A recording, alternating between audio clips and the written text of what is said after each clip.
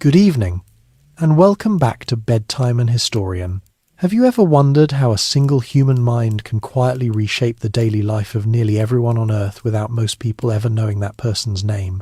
So, before you get comfortable, take a moment to like the video and subscribe, but only if you genuinely enjoy what I do here. And as always, I'd love to know where you're listening from tonight and what time it is there for you. Now, dim the lights, maybe turn on a fan for that soft background hum, and let's ease into tonight's journey together. Nikola Tesla entered the world at midnight during a violent summer storm in the small village of Smiljan in 1856. The place itself sat on a quiet fault line of history. It was a military borderland of the Austrian Empire, a region shaped by discipline, bureaucracy, and the constant awareness that larger powers decided the fate of ordinary lives.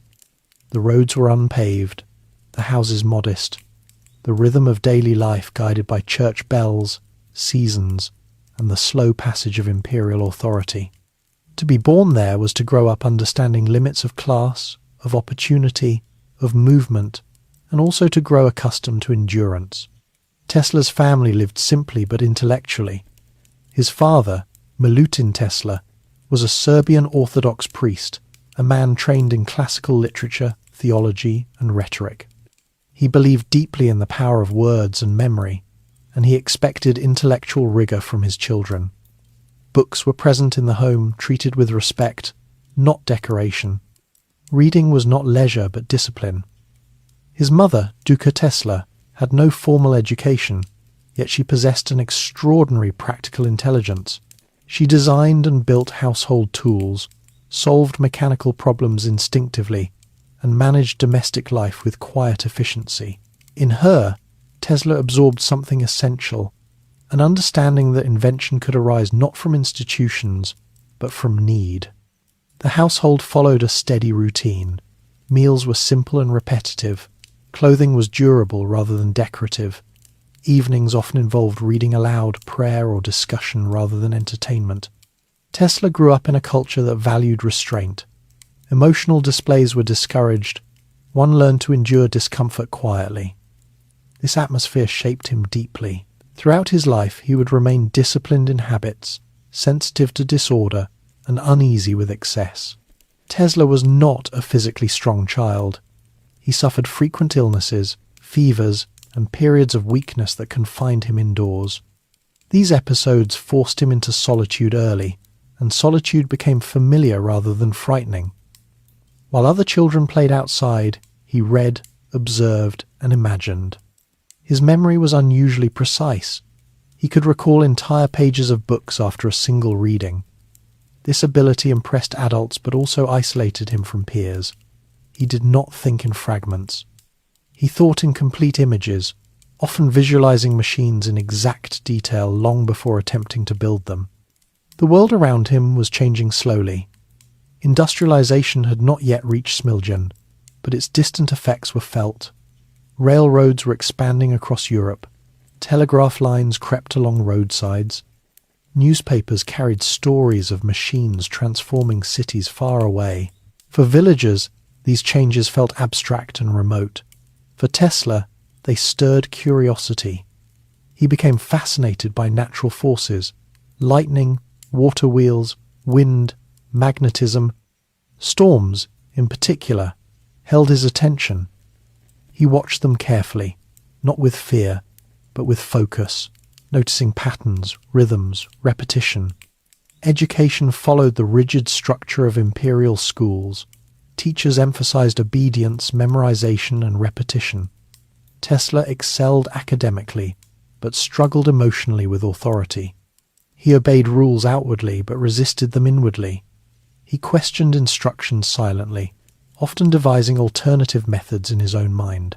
This tendency would later place him at odds with institutions that demanded conformity rather than originality. Adolescence brought new challenges. Tesla developed intense mental imagery that sometimes overwhelmed him. Bright flashes of light appeared before his eyes. Thoughts arrived fully formed, without effort, and demanded attention. He learned to manage this inner flood by imposing strict routines on himself, walking at fixed times, counting steps, arranging objects symmetrically. These habits provided control. They were not rituals of superstition, but tools for mental order. His father hoped Nikola would follow him into the priesthood. This expectation weighed heavily on Tesla. The church offered security, status, and a clear path. Engineering and science, by contrast, were uncertain and risky. When Tesla fell seriously ill as a teenager, bedridden and weak, the future seemed undecided. In a moment of quiet negotiation, his father promised that if Nikola recovered, he would be allowed to pursue technical studies. The illness passed. The promise remained. Tesla left home to attend technical school, entering a broader world shaped by factories, rail stations, and formal engineering culture. The pace of life accelerated. Cities were louder, dirtier, and more crowded than Smiljan. Workers laboured long hours. Housing was cramped. Social life followed strict class divisions. Tesla observed these conditions closely, absorbing not only technical knowledge but also the human cost of progress. He studied obsessively. Sleep became secondary. He attended lectures during the day and worked through the night. His professors noticed his brilliance, but also his refusal to accept conventional limitations. He often challenged established methods, proposing theoretical improvements that others considered impractical. This tendency won admiration but also suspicion. Institutions valued innovation only when it remained controllable. The Europe Tesla moved through was one of empires and hierarchies. Jobs were obtained through connections as much as merit. Advancement required patience and compliance. Tesla possessed neither. He worked briefly in various engineering roles, contributing ideas but growing frustrated with incremental progress. He did not want to improve machines slightly. He wanted to rethink systems entirely. Daily life during these years was demanding. Food was basic and repetitive. Housing was shared and often uncomfortable. Work days were long. Yet Tesla imposed personal discipline. He walked for hours each evening, thinking. He avoided alcohol and indulgence. He spoke little, listened carefully, and observed human behavior as attentively as machinery. These habits formed a stable core that would remain with him even as circumstances changed dramatically. The decision to leave Europe was not impulsive. It was the result of accumulated frustration. Tesla understood that the industrial centers of the future were shifting westward. America represented speed, scale, and risk. It also represented a culture less bound by tradition. In 1884, carrying little more than letters of introduction and a small amount of money, Tesla boarded a ship bound for New York. The crossing itself was uncomfortable and uncertain. Steerage accommodations were crowded, food was poor, storms disrupted sleep. Yet Tesla spent much of the journey thinking rather than resting, imagining possibilities. He arrived in a city already defined by energy, noise, motion, ambition. New York was chaotic compared to Europe, but it was alive in a way that immediately captured him. He arrived with precise expectations and little understanding of the social realities he would face. America rewarded results, not theory. It valued speed over elegance. Tesla would soon learn that brilliance alone was not enough. Yet as he stepped onto American soil, his habits intact and his mind alert, he stood at the threshold of a life that would quietly reshape the modern world. This was the beginning not of legend, but of long work, careful observation, and endurance. Tesla did not yet know how often he would be misunderstood, or how much of his life would be spent alone. But the child of storms had arrived in a world powered by ambition, and he was prepared to meet it with patience, discipline, and an unwavering belief in ideas that existed, for now, only in his mind. Learning without rest. Tesla's first months in America unfolded with little ceremony. New York in the mid-1880s was not a place that paused to welcome newcomers. The streets were dense with carts, horses, construction debris, and people moving with purpose.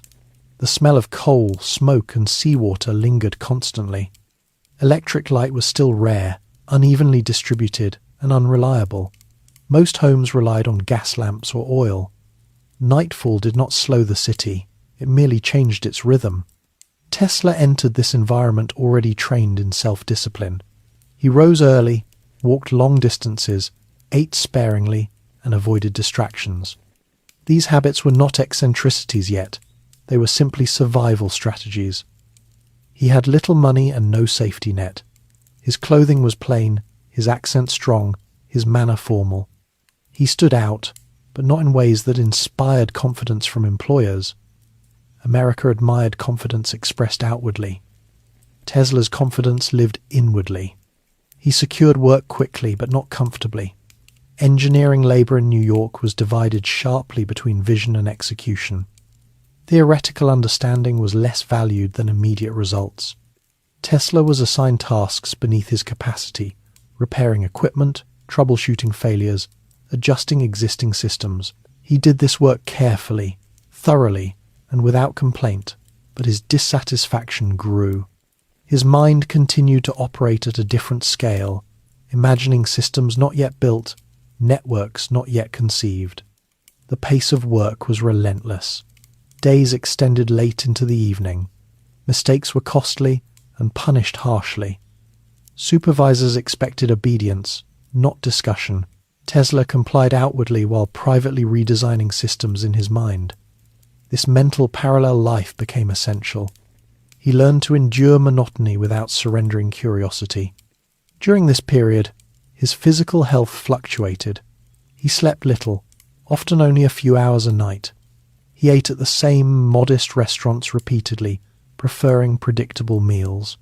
He avoided alcohol and social gatherings. While others sought relief from exhaustion through entertainment, Tesla sought order. Long walks remained his primary release. He walked after work, regardless of weather, sometimes for hours, replaying technical problems in his mind until solutions emerged fully formed. Memory continued to define his learning. He absorbed technical manuals rapidly, retaining precise details. He also read literature, philosophy, and newspapers, not for leisure but context.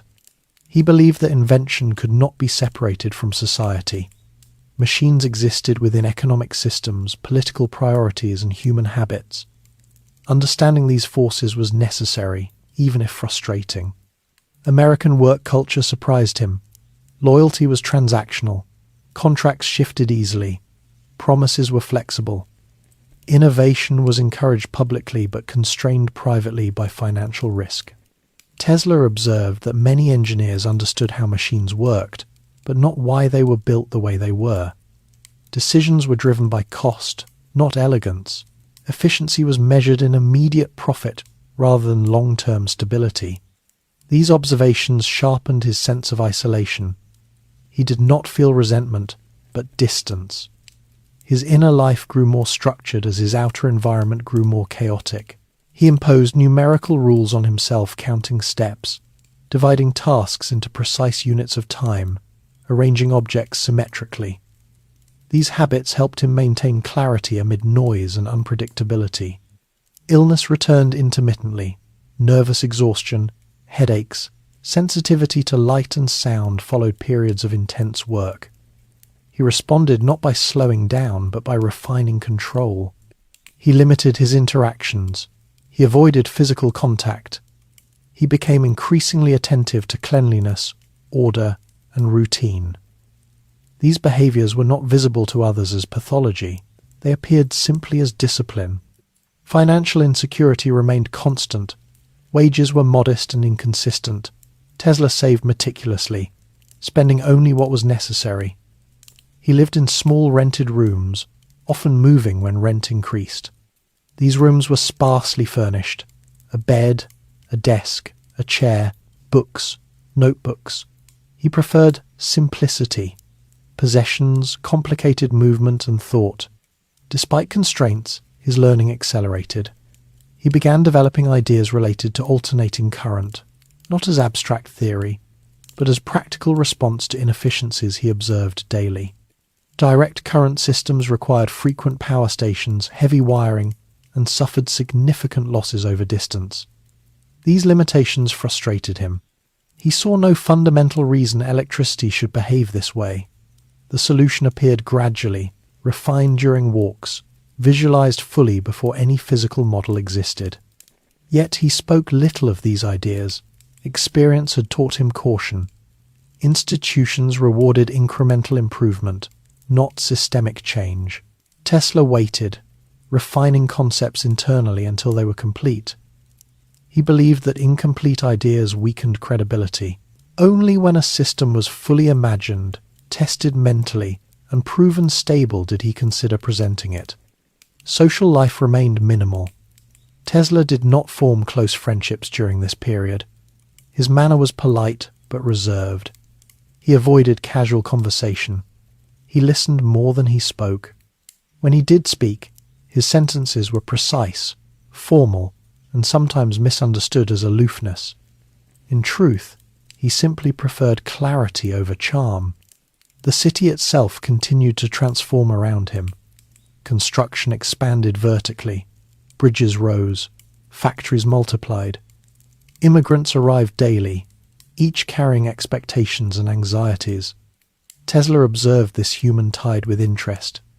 He understood that technology shaped daily routines, work hours, lighting, transportation, communication. These changes affected families, sleep patterns, and social structures. Electricity was not merely a technical issue, it was a social one. Gradually, opportunity aligned with preparation. Tesla encountered individuals willing to listen, not because they fully understood his ideas, but because they sensed their potential. This did not result in immediate success. It resulted in further work, further testing, further patience. He accepted setbacks without drama. Failure to him was data. By the end of this period, Tesla had established a rhythm. He worked, walked, thought, refined, and waited. His learning was no longer confined to classrooms or manuals. It extended to observing human systems, financial pressures, and institutional behavior. He understood that invention required not only insight but endurance. This phase of his life lacked public recognition. There were no headlines, no demonstrations, no acclaim. Yet it was essential. It formed the foundation upon which everything else would rest. Tesla did not see this time as wasted. He saw it as preparation, learning without rest, shaping ideas patiently within a world not yet ready to receive them. Empire and ambition. By the time Tesla began to move between engineering posts in Europe, the continent itself was caught between tradition and acceleration. Empires still ruled borders, currencies, and education, yet their authority was increasingly strained by industrial demands. Railways stitched together provinces that once felt distant. Factories reshaped labour. Cities expanded faster than housing or sanitation could keep pace. Engineers were suddenly essential, yet rarely powerful. They were expected to serve systems they did not design. Tesla's early professional life unfolded within this tension. After completing his formal studies, he entered a world that valued credentials but distrusted imagination. Engineering firms operated hierarchically. Young engineers followed instructions, refined existing designs, and avoided disruption. Innovation was permitted only when it could be tightly controlled. Tesla accepted positions in telegraph and electrical companies across the Austro-Hungarian territories and later in France, moving as opportunity and frustration dictated. Daily work followed rigid schedules. Offices opened early and closed late. Paperwork filled as much time as machinery. Reports mattered as much as results. Tesla performed his duties meticulously. He repaired generators, improved efficiency, and solved persistent problems others had accepted as unavoidable. Supervisors noticed his effectiveness but grew uneasy with his questions. He did not merely ask how to improve a system, he asked why it existed in that form at all. The Europe Tesla navigated was layered with class distinction. Engineers occupied an ambiguous social position. They were educated but not elite, skilled but replaceable. Advancement often depended on patronage rather than merit. Tesla, formal and reserved, struggled with this culture. He did not cultivate relationships strategically. He expected ideas to speak for themselves. This expectation repeatedly disappointed him. Despite professional constraints, his internal ambition expanded. Tesla's mind increasingly returned to the inefficiencies of direct current systems. The more he worked within them, the more he recognized their structural limitations. These were not minor flaws. They were consequences of fundamental assumptions. He began imagining systems where electricity flowed differently, where current alternated naturally, reducing loss and enabling transmission over distance. He did not sketch these ideas immediately. Instead, he visualized them with increasing precision. Machines assembled themselves in his mind. He rotated components mentally, testing balance, heat, vibration. He adjusted parameters silently during long walks through city streets, across bridges, along riverbanks. This method allowed him to experiment without material cost, but it also isolated him further from colleagues who relied on physical prototypes. Workplace culture discouraged such abstraction. Managers preferred visible progress, wires laid, motors spinning, meters registering output. Tesla delivered these results, but his deeper work remained unseen. This invisibility contributed to his growing restlessness. He felt constrained not by difficulty, but by misalignment between his thinking and institutional expectations.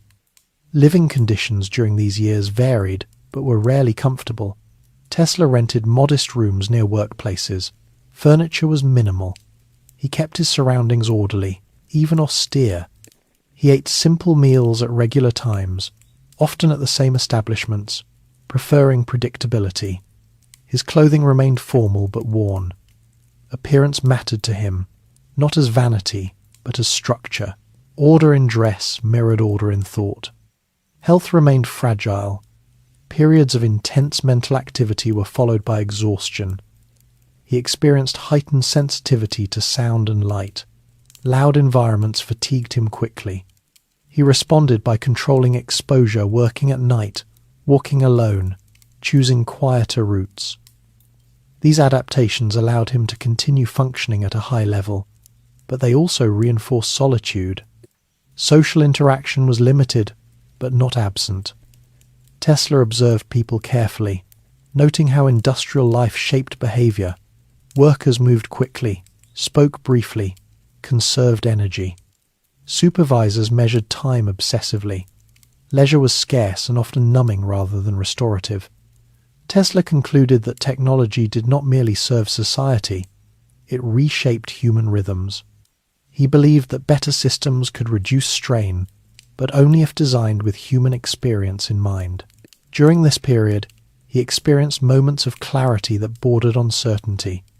While walking one evening, he visualized a complete alternating current motor system in detail. The insight arrived suddenly but fully formed. He later described it not as invention but as recognition, as if the system had always existed, waiting to be seen. This experience confirmed his belief in his method. It also intensified his frustration with environments that could not support such work. Yet Europe offered limited avenues for pursuing these ideas. Capital was cautious. Institutions were conservative. Electrical infrastructure investments favored established systems. Tesla understood that proposing radical change required not only technical proof, but financial courage. He did not possess either independently. His ambition exceeded his context. The contrast between empire and ambition became increasingly stark. The imperial systems around him valued stability, predictability, and control.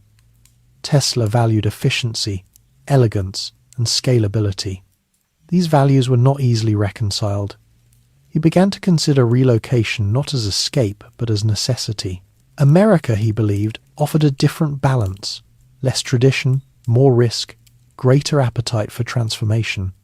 Before leaving, Tesla continued to work diligently. He did not sabotage existing systems or withdraw effort. His sense of duty remained strong.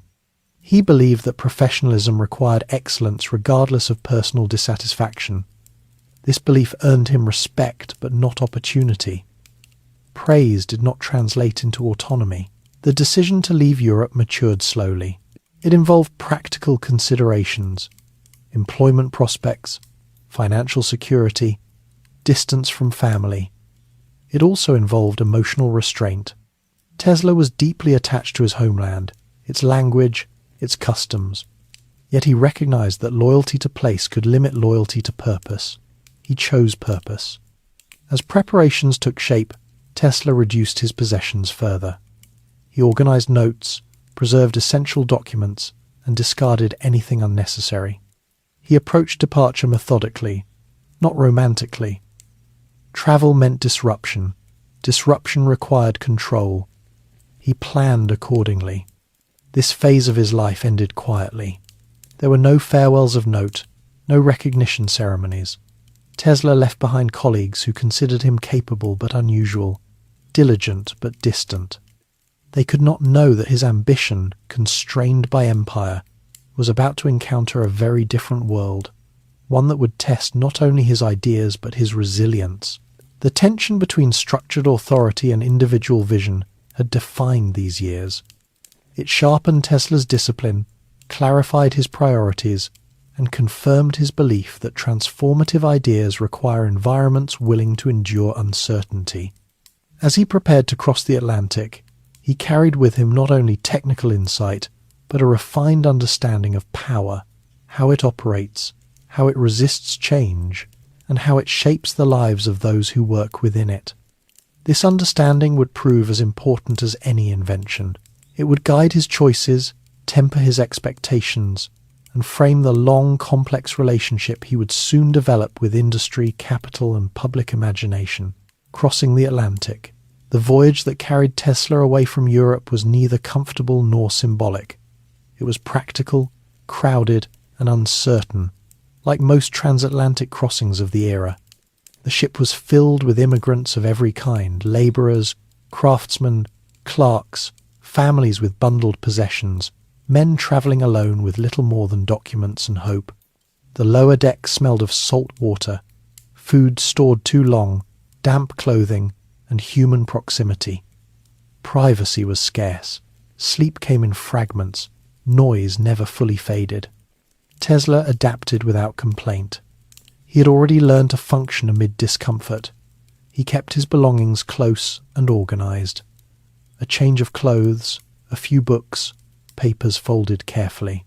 He spent long hours on deck when weather allowed, walking slowly, thinking. The ocean itself did not inspire romantic reflection. He regarded it as movement and distance, a necessary interval between one system and another. During the crossing, he reviewed his plans repeatedly. He carried letters of introduction, including one addressed to Thomas Edison, whose name already dominated the American electrical industry. Tesla knew Edison's reputation well. He admired his productivity but questioned his methods. Edison was practical, intuitive, and relentless. Tesla was analytical, systematic, and exacting. Their differences were already clear to him, though he had not yet met the man. Arrival in New York was abrupt. The harbour was crowded with ships, docks layered with cargo, workers shouting instructions, carts rattling over uneven surfaces. The skyline was dense but low compared to later decades. Smoke hung in the air. The city felt compressed, active and impatient. There was no gradual transition. One stepped directly from ship to street into motion. Tesla's first impressions were sensory and logistical. Streets were narrow and crowded, horse manure mixed with mud and refuse. Buildings rose tightly together, limiting light. Signage was abundant but inconsistent. Noise came from every direction: construction, traffic, voices, machinery. The city did not pause. It did not soften itself for newcomers.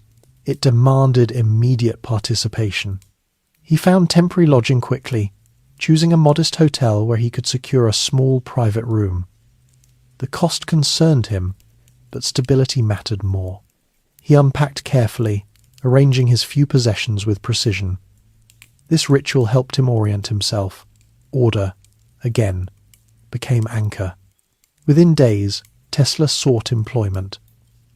He presented himself formally, letters in hand, attire neat but worn. His accent marked him as foreign. His demeanour, polite but reserved, contrasted with the more casual confidence common among American engineers. Interviews were brief. Employers valued experience within American systems, not European credentials. Tesla learned quickly that reputation did not travel easily across oceans.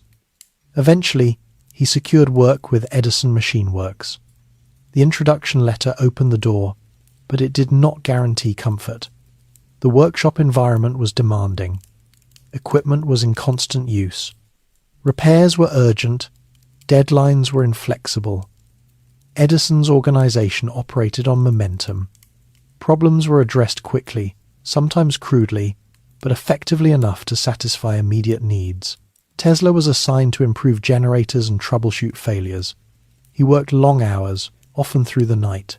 His solutions were thorough and technically elegant. He redesigned components mentally before touching them physically, minimizing trial and error. Supervisors noticed his effectiveness. They also noticed his lack of enthusiasm for praise. He accepted acknowledgement quietly and returned to work. Daily life settled into a pattern. Tesla rose early, worked extensively, ate sparingly, walked in the evening, and slept briefly. He avoided social gatherings among workers. He did not drink. He did not gamble. He did not seek entertainment. These choices set him apart. Some interpreted this as arrogance, others as eccentricity. Tesla did not attempt to correct these impressions. New York's working class lived with little margin. Wages were spent quickly on rent and food. Illness or injury could end employment abruptly. Tesla observed these conditions carefully. He recognized how infrastructure failures affected ordinary lives, darkened streets, stalled transportation, interrupted workdays. Electricity was not abstract here. It was utility, safety, and income. Edison's approach to invention contrasted sharply with Tesla's. Edison relied on experimentation through iteration. He tested hundreds of variations physically, adjusting components incrementally. Tesla found this inefficient. He believed that understanding principles reduced the need for exhaustive trial. This difference remained unspoken initially, but it shaped their working relationship. Despite tension, Tesla respected Edison's achievements. Edison had built systems that worked at scale. He had navigated finance, labor, and public perception successfully. Tesla understood that such skills were essential, even if they compromised technical purity. He studied Edison's methods not to imitate them, but to understand the industrial ecosystem he now inhabited. Living conditions remained modest. Tesla's room was small, sparsely furnished. He kept it meticulously clean. He washed clothing frequently. He avoided clutter. These habits were practical but also psychological. Control over environment preserved mental clarity. The city outside offered little of either. Language barriers added strain. Tesla spoke English fluently but formally. Idioms sometimes eluded him. Humor was difficult. He preferred precise expression. This occasionally led to misunderstandings. He accepted them as unavoidable.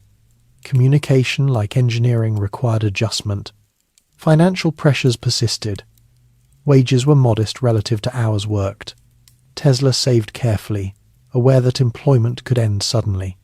He sent occasional support to family in Europe. This obligation mattered to him, reinforcing discipline. As weeks passed, Tesla's dissatisfaction grew. He recognized that Edison's company prioritized short-term fixes over systemic improvement. Direct current systems dominated despite their inefficiencies. Tesla proposed alternatives cautiously, but they were dismissed as impractical or unnecessary. Management valued reliability over transformation. Yet Tesla continued to deliver results. He improved equipment performance, reduced failures, and earned trust. This trust, however, did not translate into influence. Decisions were made elsewhere, driven by financial and competitive pressures Tesla could not control. The cultural divide between Old World and New World became increasingly apparent. American industry celebrated speed and boldness. European training emphasized rigor and completeness. Tesla embodied the latter in an environment that rewarded the former. This mismatch created quiet tension rather than open conflict. Outside of work, Tesla explored the city on foot. He walked along waterfronts, through neighborhoods, across bridges under construction. He observed how electricity altered urban life, street lighting extending activity into night, factories operating longer hours, newspapers printed faster. These observations reinforced his belief that better systems could reduce waste and improve stability. Health remained precarious, exhaustion accumulated, sensitivity to noise intensified. Tesla responded by limiting exposure where possible. He chose walking routes away from busiest streets. He ate at off hours. He rested briefly during the day when possible. These adjustments allowed him to continue functioning without collapse. The transatlantic crossing had delivered Tesla into a world of opportunity constrained by practicality. He understood that America offered scale and resources unavailable in Europe. It also demanded compromise. Ideas had to align with profit, speed, and public perception. Tesla was willing to engage, but not to surrender core principles. This phase of his life marked a transition from theoretical ambition to industrial reality. He learned that invention was not solely technical. It was social, economic, and political. He absorbed these lessons quietly, without resentment. They would inform his choices, successes, and failures in the years ahead. For now, he remained an employee brilliant, disciplined, and increasingly aware that his true work lay beyond the systems he was hired to maintain. The Atlantic crossing had brought him closer to possibility, but also closer to conflict between vision and institution. That conflict would soon surface more clearly, shaping the next chapter of his life. Under Edison's shadow, Tesla's working relationship with Edison Machine Works unfolded without drama, but with steady friction. The workshop itself reflected Edison's priorities. It was loud, crowded, and in constant motion. Equipment was assembled, disassembled, repaired, and repurposed continuously. Tools were worn from use. Wires ran openly along walls and floors. There was little emphasis on symmetry or refinement. What mattered was whether a device functioned long enough to meet demand. Tesla adapted to this environment through focus rather than enthusiasm. He arrived early and stayed late, often working through the night when systems failed or deadlines tightened. He repaired generators that others considered beyond recovery. He improved efficiency where possible without altering the fundamental design. His work reduced outages and stabilized performance. These results were valued, but not deeply examined. Success meant continuity, not innovation. The culture of labor within the company was demanding. Engineers and technicians worked long hours with limited rest. Compensation was tied to output, not hours. Mistakes carried immediate consequences.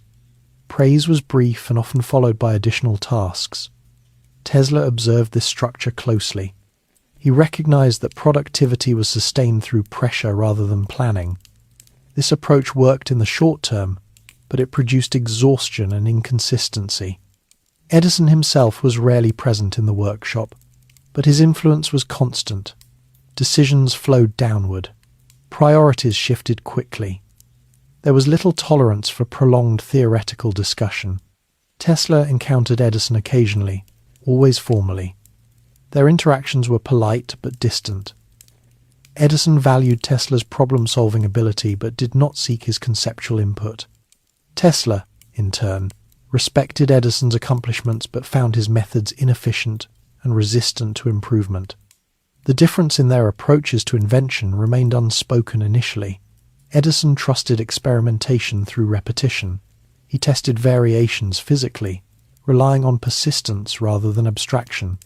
Tesla trusted understanding. He believed that if principles were clear, unnecessary experiments could be eliminated. Each approach reflected not only personal preference, but broader philosophies shaped by upbringing and environment. Tesla's dissatisfaction grew as he realized that his role would not expand beyond maintenance and incremental improvement.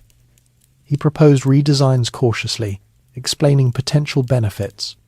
These proposals were dismissed not because they were incorrect, but because they required structural change. Direct current systems were already deployed. Investments had been made. Changing course involved risk. Edison's organization prioritized stability over optimization. Daily life during this period was physically taxing. Tesla slept little. Noise in the workshop lingered in his mind even during rest. He developed heightened sensitivity to sound and vibration. Sudden noises startled him. Bright light caused discomfort. He managed these sensitivities by maintaining strict routines. He walked alone in the evenings, often late, when streets were quieter. He ate predictable meals. He avoided unnecessary conversation. Financial arrangements became a source of quiet tension. Tesla believed that his contributions justified compensation beyond standard wages. Edison's organization compensated employees according to established scales. Verbal promises were made informally regarding bonuses for successful improvements. Tesla trusted these assurances, interpreting them through a European lens where agreements carried weight regardless of documentation. When Tesla completed a major overhaul of generators, improving performance significantly, he expected recognition consistent with earlier promises. Instead, he received modest acknowledgement and continued assignment. When he raised the issue, he was told the promise had been made in jest. This explanation stunned him. Humor had not been apparent in the exchange. Tesla interpreted the response not as malice, but as cultural mismatch. Nonetheless, the result was clear. His expectations and the institution's practices did not align. This moment marked a turning point. Tesla did not respond with anger or public complaint. He did not confront Edison directly. Instead, he concluded that his position was untenable. His work required autonomy. His ideas required investment. His temperament required clarity. None of these were available within the existing structure. Leaving the company meant immediate uncertainty. Tesla had limited savings. Employment prospects were uncertain. The city offered no safety net, yet remaining meant continued frustration and wasted potential. He chose departure deliberately, accepting risk over stagnation. The transition was abrupt. Tesla left his position without ceremony. He did not secure new employment beforehand. This decision reflected both principle and impatience. He believed that clarity of purpose justified hardship. He underestimated the severity of that hardship. Unemployment in New York was unforgiving. Work was plentiful for laborers, scarce for independent engineers without capital or connections. Tesla sought opportunities to present his ideas. Meetings were difficult to arrange. Potential investors listened politely but hesitated. Alternating current challenged established systems. Backers feared incompatibility, public confusion, and regulatory resistance. Financial pressure intensified quickly. Tesla's savings diminished. Rent became difficult to pay. He moved into cheaper accommodations, then cheaper still. Eventually, he found himself without stable housing. He took manual labor jobs digging ditches, carrying equipment to survive. This work was physically exhausting and mentally demoralizing. Yet Tesla approached it with the same discipline he applied to engineering. He arrived on time, worked steadily, and avoided complaint. Daily routines shifted dramatically. His clothing deteriorated. Meals became irregular. Sleep was fragmented. He continued to walk when possible, though time and energy were limited. He protected his notebooks carefully, ensuring his ideas remained intact. These notebooks became both refuge and burden. They represented potential unrealized and effort unrecognized. The city appeared different during this period. Streets that once seemed energetic now felt indifferent. Passers-by moved past without notice. Construction sites, once symbols of progress, became reminders of exclusion. Tesla observed how quickly society forgot contributors when utility disappeared. This observation deepened his understanding of industrial culture. Despite hardship, Tesla's inner life remained structured. He continued to refine his alternating current system mentally. He rehearsed explanations repeatedly, anticipating objections. He adjusted parameters, visualized applications, and prepared for opportunities that might not come. This persistence prevented despair. He did not romanticize suffering. He endured it as condition. Eventually, opportunity emerged unexpectedly. While working on a street excavation, Tesla encountered individuals willing to listen. His explanation of alternating current intrigued them. Unlike previous audiences, they lacked entrenched investment in existing systems. They saw potential rather than threat. These conversations led to modest financial support and the establishment of a small laboratory. The laboratory was modest, barely more than a workspace with basic equipment. Yet for Tesla, it represented freedom. He could test ideas physically for the first time without institutional constraint.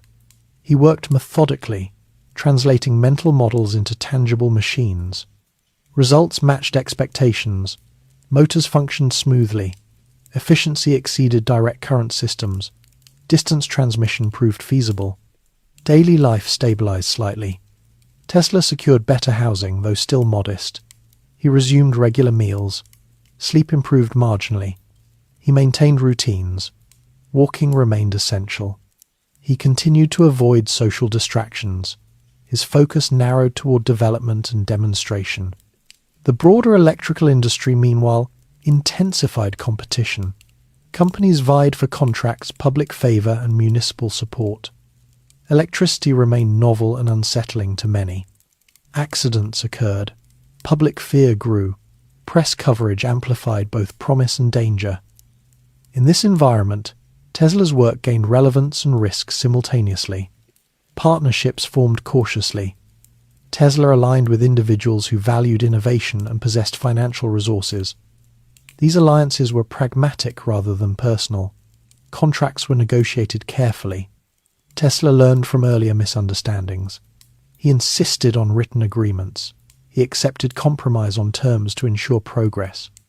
Under Edison's shadow, Tesla had learned crucial lessons. He understood the power of reputation.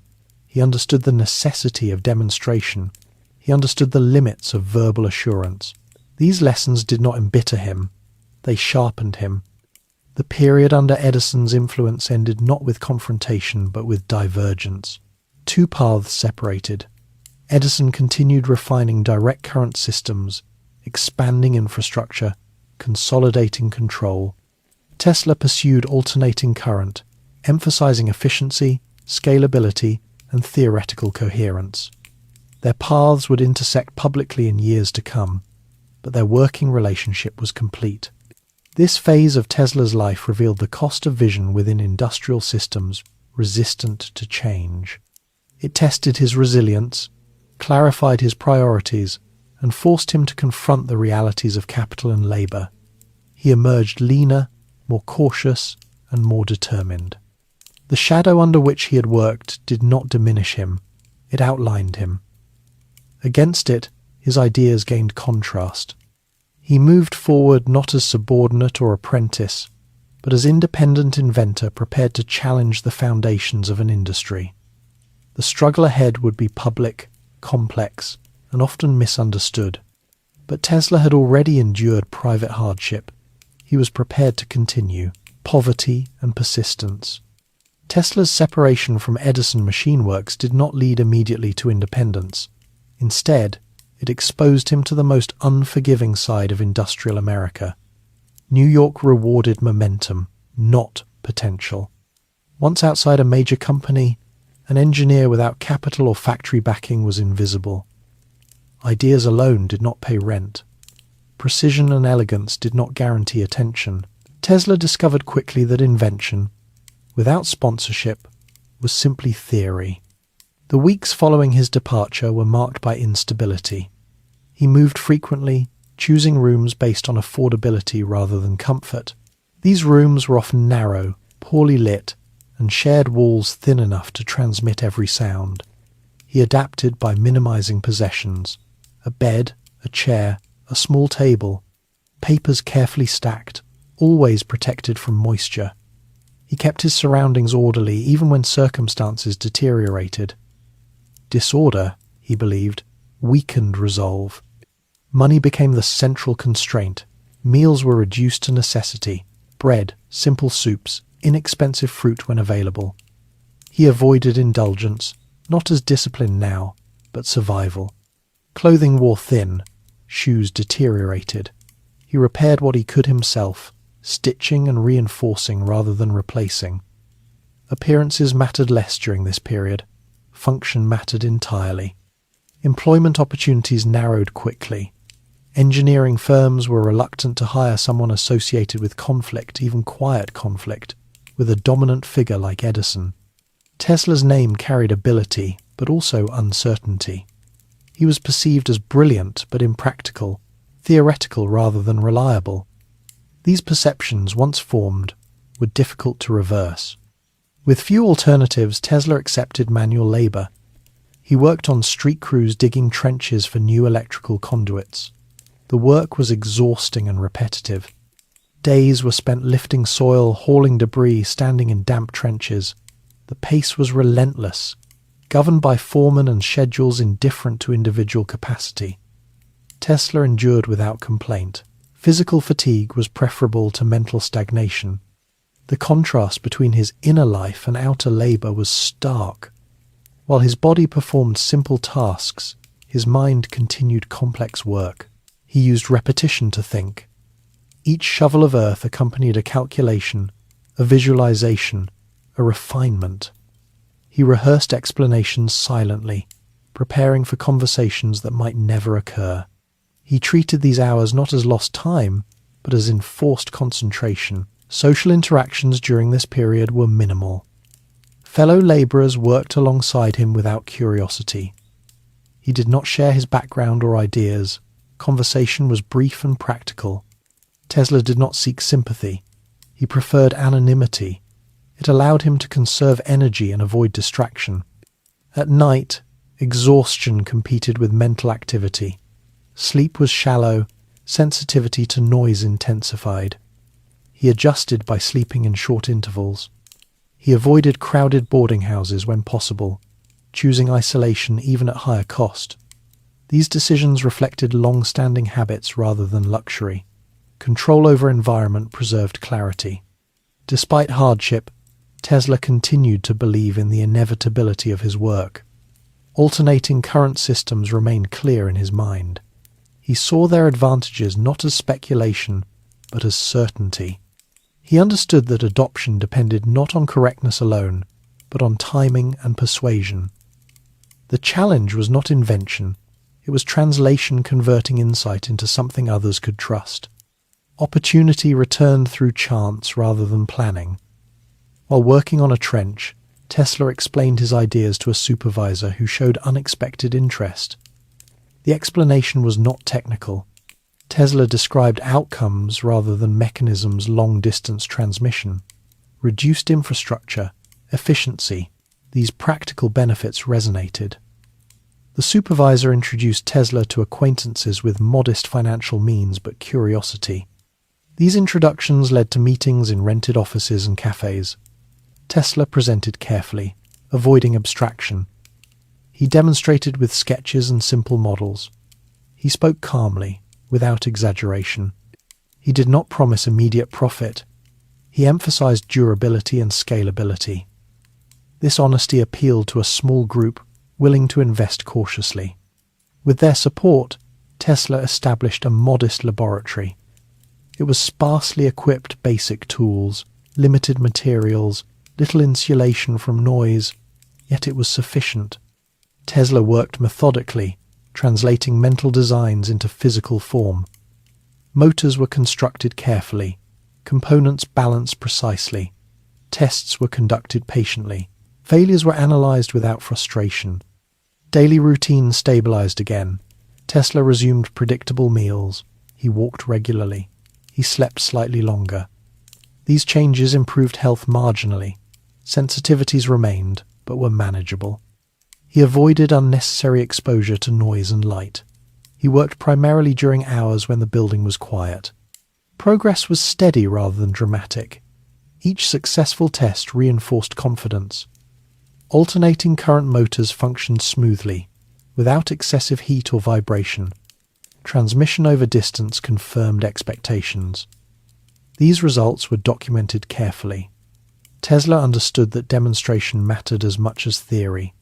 Word spread gradually. Engineers visited. Investors listened. Skepticism remained strong. Direct current systems dominated infrastructure. Companies had invested heavily. Public fear of high-voltage alternating current persisted. Tesla addressed these concerns factually, without dismissiveness. He explained safety measures, system design, and comparative risk. His calm manner contrasted with sensationalized press coverage. Financial strain eased but did not disappear. Funding was limited. Tesla spent cautiously, prioritizing materials and tools. He did not draw excessive personal income. Comfort remained secondary. Purpose remained primary. This period reshaped Tesla's understanding of persistence. He learned that endurance was not passive. It required active maintenance of belief under pressure. It required adaptation without surrender. He refined not only machines, but his approach to people, institutions, and timing. Poverty did not embitter him. It clarified him. It removed illusion. It demonstrated which habits were essential and which were optional. He discovered that his routines, walking, order, restraint, were not luxuries. They were supports. The broader city continued its expansion. Electrical demand increased. Competing companies multiplied. The industry prepared for confrontation between systems. Tesla recognized that his work would soon enter a larger conflict not of personalities, but of infrastructure and capital. For now, he focused on preparation. Each successful test, each improved design, each refined explanation strengthened his position. He understood that when the moment arrived, hesitation would cost opportunity. Persistence required readiness. This phase of Tesla's life lacked recognition. There were no public demonstrations, no headlines. Yet it was foundational. It transformed theory into practice under constraint. It tested resolve under deprivation. It confirmed that his ideas could survive not only intellectual scrutiny, but material scarcity. Tesla emerged from this period leaner, disciplined, and quietly confident. Poverty had not defeated him. It had narrowed his focus. He was no longer experimenting to prove possibility. He was preparing to prove necessity, the alternating idea. By the time Tesla's work moved fully into a dedicated laboratory, the alternating current system was no longer an abstraction sustained by belief alone. It had become a set of machines, measurements, and repeatable outcomes. The room itself was modest, bare walls, limited light, a workbench worn quickly by use, but within it, Tesla imposed the same order he carried everywhere. Tools were arranged precisely. Components were labeled and stored. Notes were written carefully, dated, and preserved. He treated the space not as workshop alone, but as extension of thought. Daily life regained a rhythm, shaped by intention rather than survival. Tesla woke early, ate lightly, and began work before the city fully stirred. He preferred the quiet hours. Noise interfered with concentration, and concentration remained his most valuable resource. He worked for long stretches without interruption, pausing only to walk briefly or eat. These pauses were not leisure. They were part of the process, allowing problems to settle and solutions to surface. The alternating current idea, as Tesla understood it, was simple in principle and complex in application. Electricity did not need to flow in a single direction to perform work. By reversing direction rapidly, current could travel farther with less loss, allow voltage transformation, and reduce the need for frequent power stations. These advantages were not theoretical curiosities. They addressed the central limitations of existing systems. Tesla approached development systematically. Motors were built and tested incrementally. He adjusted frequencies, voltages, and configurations with careful attention. He observed vibration, heat, efficiency, and wear. Failures were expected. He recorded them without frustration. Each failure refined understanding. Successes were measured conservatively. Tesla avoided exaggeration, even privately. Overconfidence, he believed, weakened judgment. The broader electrical industry continued to expand rapidly.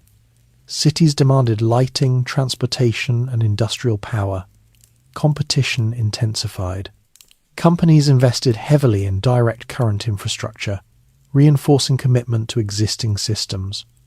Tesla understood that technological superiority alone would not secure adoption. Systems survive when they align with economic incentives and public confidence. Public perception of electricity remained mixed. It fascinated and frightened simultaneously. Accidents involving exposed wires and equipment fed anxiety. Newspapers sensationalized incidents. Electricity was new enough to feel unnatural to many. Tesla considered this carefully. Any system he proposed would need to address not only technical efficiency, but perceived safety. Investors who supported Tesla remained cautious. They recognized potential but feared backlash. Demonstrations were planned carefully. Tesla presented his work calmly, emphasizing reliability rather than spectacle.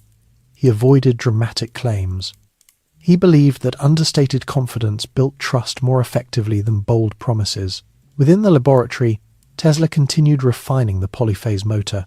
This design allowed multiple alternating currents, offset in phase, to produce smooth rotational force. The result was efficient, stable motion, without the need for complex mechanical commutators. This simplicity reduced wear and increased durability. Tesla recognized that these features mattered as much as performance. Systems adopted widely must tolerate misuse, variation, and imperfect maintenance. Daily routine remained strict. Tesla avoided social distractions entirely during periods of intense work. He declined invitations politely. He limited correspondence. He slept little, but regularly. He walked at set times, often repeating routes. These habits maintained equilibrium. Without them, sensory overload and fatigue intensified. Health remained delicate. Prolonged exposure to noise or bright light triggered discomfort. Tesla responded by controlling environment where possible. He worked behind closed doors. He used indirect lighting. He scheduled demonstrations during quieter hours. These adjustments allowed sustained productivity. As prototypes improved, Tesla began preparing for broader exposure. He understood that patents were essential. Intellectual property provided leverage in negotiations with companies and investors. He documented designs carefully, ensuring clarity and completeness. This process required translation of mental images into standardized language, a task Tesla approached with precision. Patent applications were filed. Legal processes moved slowly. Tesla waited patiently, continuing development rather than fixating on outcomes beyond his control. He understood that timing mattered. Premature disclosure risked imitation. Delayed disclosure risked irrelevance. Balancing these factors required judgment beyond engineering. Word of Tesla's work began circulating more widely among engineers. Some visited out of curiosity. Reactions varied. Skeptics questioned practicality. Others recognized elegance. A few saw strategic advantage. Tesla engaged respectfully with all. He did not argue aggressively. He explained principles, demonstrated results, and allowed evidence to speak. The alternating idea matured not as single breakthrough but as integrated system. Motors, transformers, generators, and transmission lines formed a coherent whole. Tesla emphasized interoperability. Components should work together seamlessly. This systems perspective distinguished his work from incremental modifications common elsewhere. Meanwhile, economic pressures mounted. Investors sought clearer timelines. They wanted demonstrations that could attract contracts. Tesla understood their position. He agreed to public exhibitions cautiously, insisting on conditions that preserved safety and accuracy. Preparation for these exhibitions was meticulous. Equipment was tested repeatedly. Tesla anticipated failure points and reinforced them. He rehearsed explanations internally, refining language to be accessible without oversimplification. He believed clarity was responsibility, not concession. The first demonstrations were controlled and measured. Motors ran smoothly, lights illuminated without excessive wiring. Observers noted efficiency and stability. Reactions ranged from curiosity to concern. Alternating current's higher voltages provoked fear. Tesla addressed this by demonstrating control, showing how voltage could be transformed safely, how systems could be insulated and regulated. Press coverage remained uneven. Some articles praised innovation, others emphasized danger. Tesla read selectively, focusing on factual content rather than tone. He avoided responding publicly to sensationalism. He believed that consistency over time would correct exaggeration. Within the laboratory, work continued unabated. Tesla refined designs further, preparing for scale. Scaling required anticipating manufacturing constraints. Materials had to be available. Designs had to tolerate variation. Tesla adjusted accordingly, sometimes compromising ideal specifications to accommodate reality. Daily life during this period was disciplined but not joyless. Tesla derived satisfaction from order and progress. He took pleasure in long walks, observing the city quietly. He noticed how electricity altered routines, shops open later, factories running longer, streets brighter. These observations reinforced the significance of his work. It was not abstract. It reshaped daily experience. The alternating idea now stood at the edge of broader conflict. Direct current proponents defended existing investments. They questioned safety, reliability, and feasibility. Tesla anticipated this resistance. He prepared responses grounded in data, not rhetoric. He believed that technical truth demonstrated consistently would prevail. Yet he also recognized that truth alone rarely decides outcomes. Power structures, capital flows, and public sentiment exert influence. Tesla did not enjoy these dynamics, but he studied them. He adjusted his approach, aligning demonstrations with moments of opportunity. This phase of Tesla's life marked transition from preparation to confrontation. The alternating current system was ready to be tested not only technically, but socially. The idea that had formed quietly during walks and solitude now demanded public evaluation. Tesla remained calm. He trusted the work. He trusted the process that had shaped it. Discipline, patience, persistence. He did not seek victory over individuals. He sought adoption of a system he believed better served society. As demonstrations increased and interest grew, Tesla understood that his role would shift again. He would move from inventor to advocate, from isolation to visibility. This transition carried risks. Visibility invited scrutiny. Scrutiny invited distortion. Yet he accepted this inevitability, preparing as he always had, not through spectacle, but through careful readiness. The alternating idea was no longer his alone. It had entered the world, subject to forces beyond his control. His task now was to guide it through that world with as much clarity and restraint as possible. War of currents. By the time the debate over electrical systems moved into public view, it had already hardened behind closed doors. What later generations would call the war of currents was not a single conflict, but a convergence of pressures, financial, political, technological, and psychological. Companies had invested enormous sums in direct current infrastructure. Engineers had built careers around it. Municipal officials had approved it. To question the system now was to question judgment, competence, and authority. Tesla entered this environment with limited interest in confrontation. He preferred demonstration to argument. Yet the scale of resistance made avoidance impossible. Alternating current challenged not only a technology, but an entire industrial arrangement. It threatened sunk costs and reputations. That threat produced anxiety, and anxiety demanded response. Public understanding of electricity remained incomplete. For most people, it was invisible and mysterious. They experienced its effects light, motion, communication without understanding mechanisms. This made public opinion vulnerable to suggestion. Newspapers amplified fear.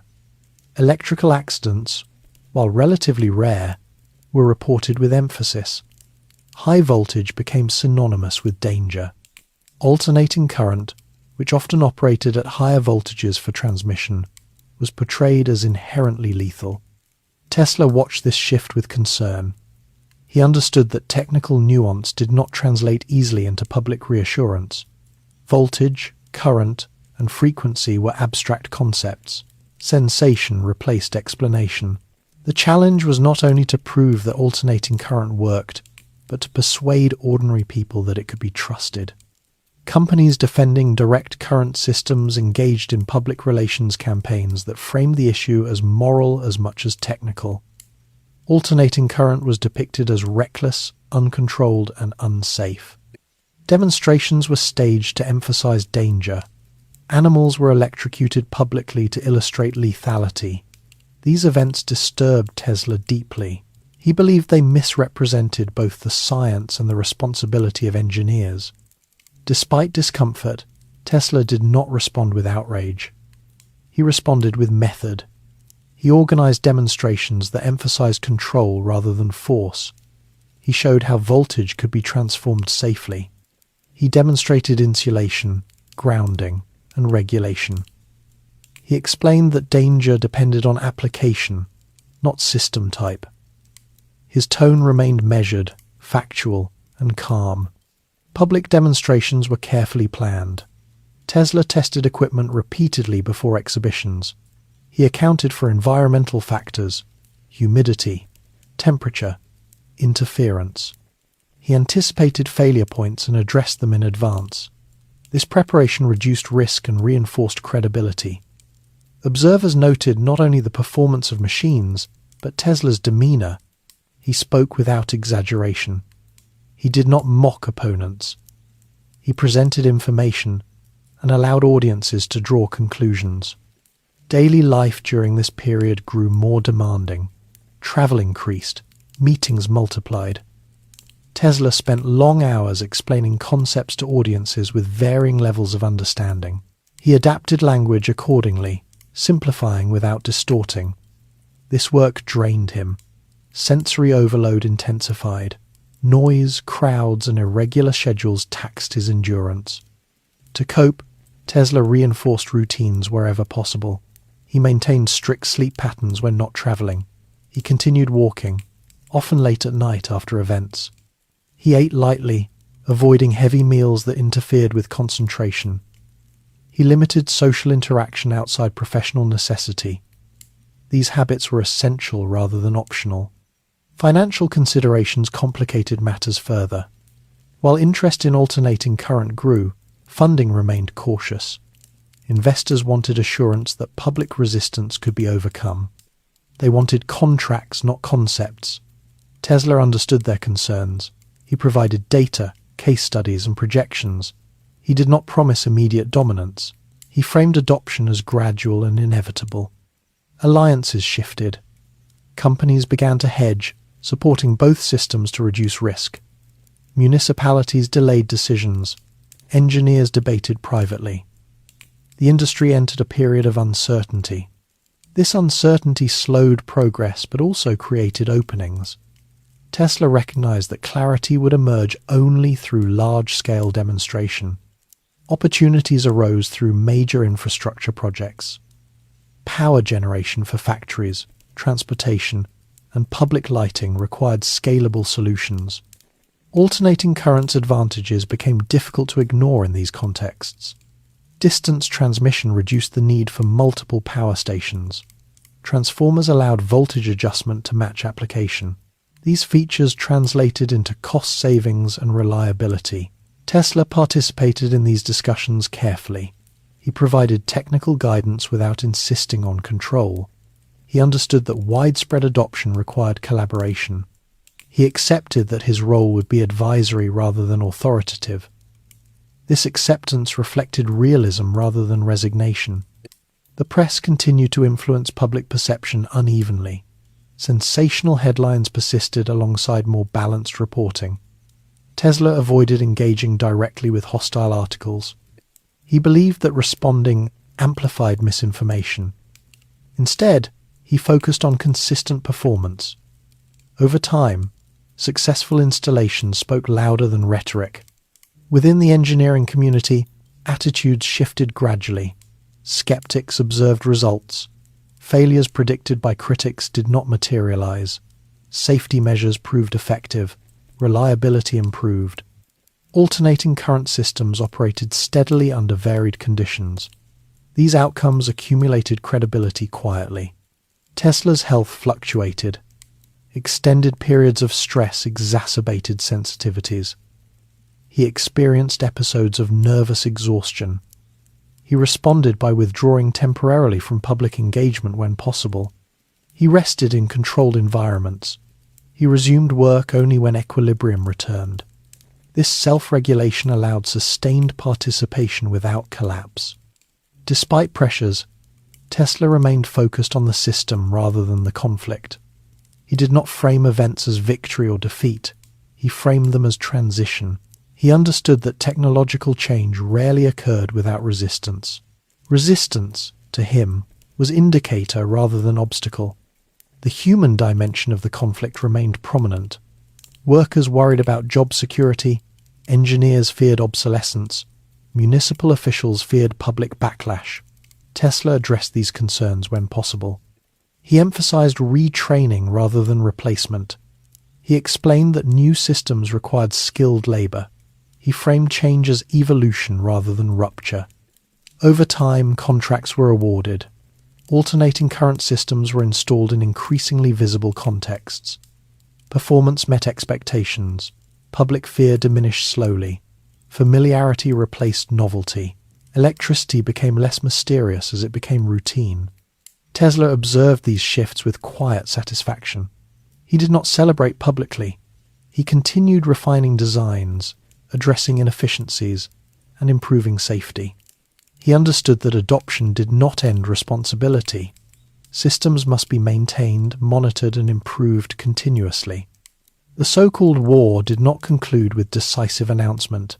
It concluded through accumulation of evidence and experience. Direct current systems persisted in limited applications. Alternating current became dominant for transmission and distribution.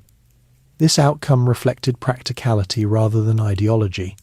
For Tesla, this period confirmed both the power and limits of invention. Ideas alone could not prevail. They required persistence, demonstration, and alignment with human systems. The conflict tested his patience and adaptability.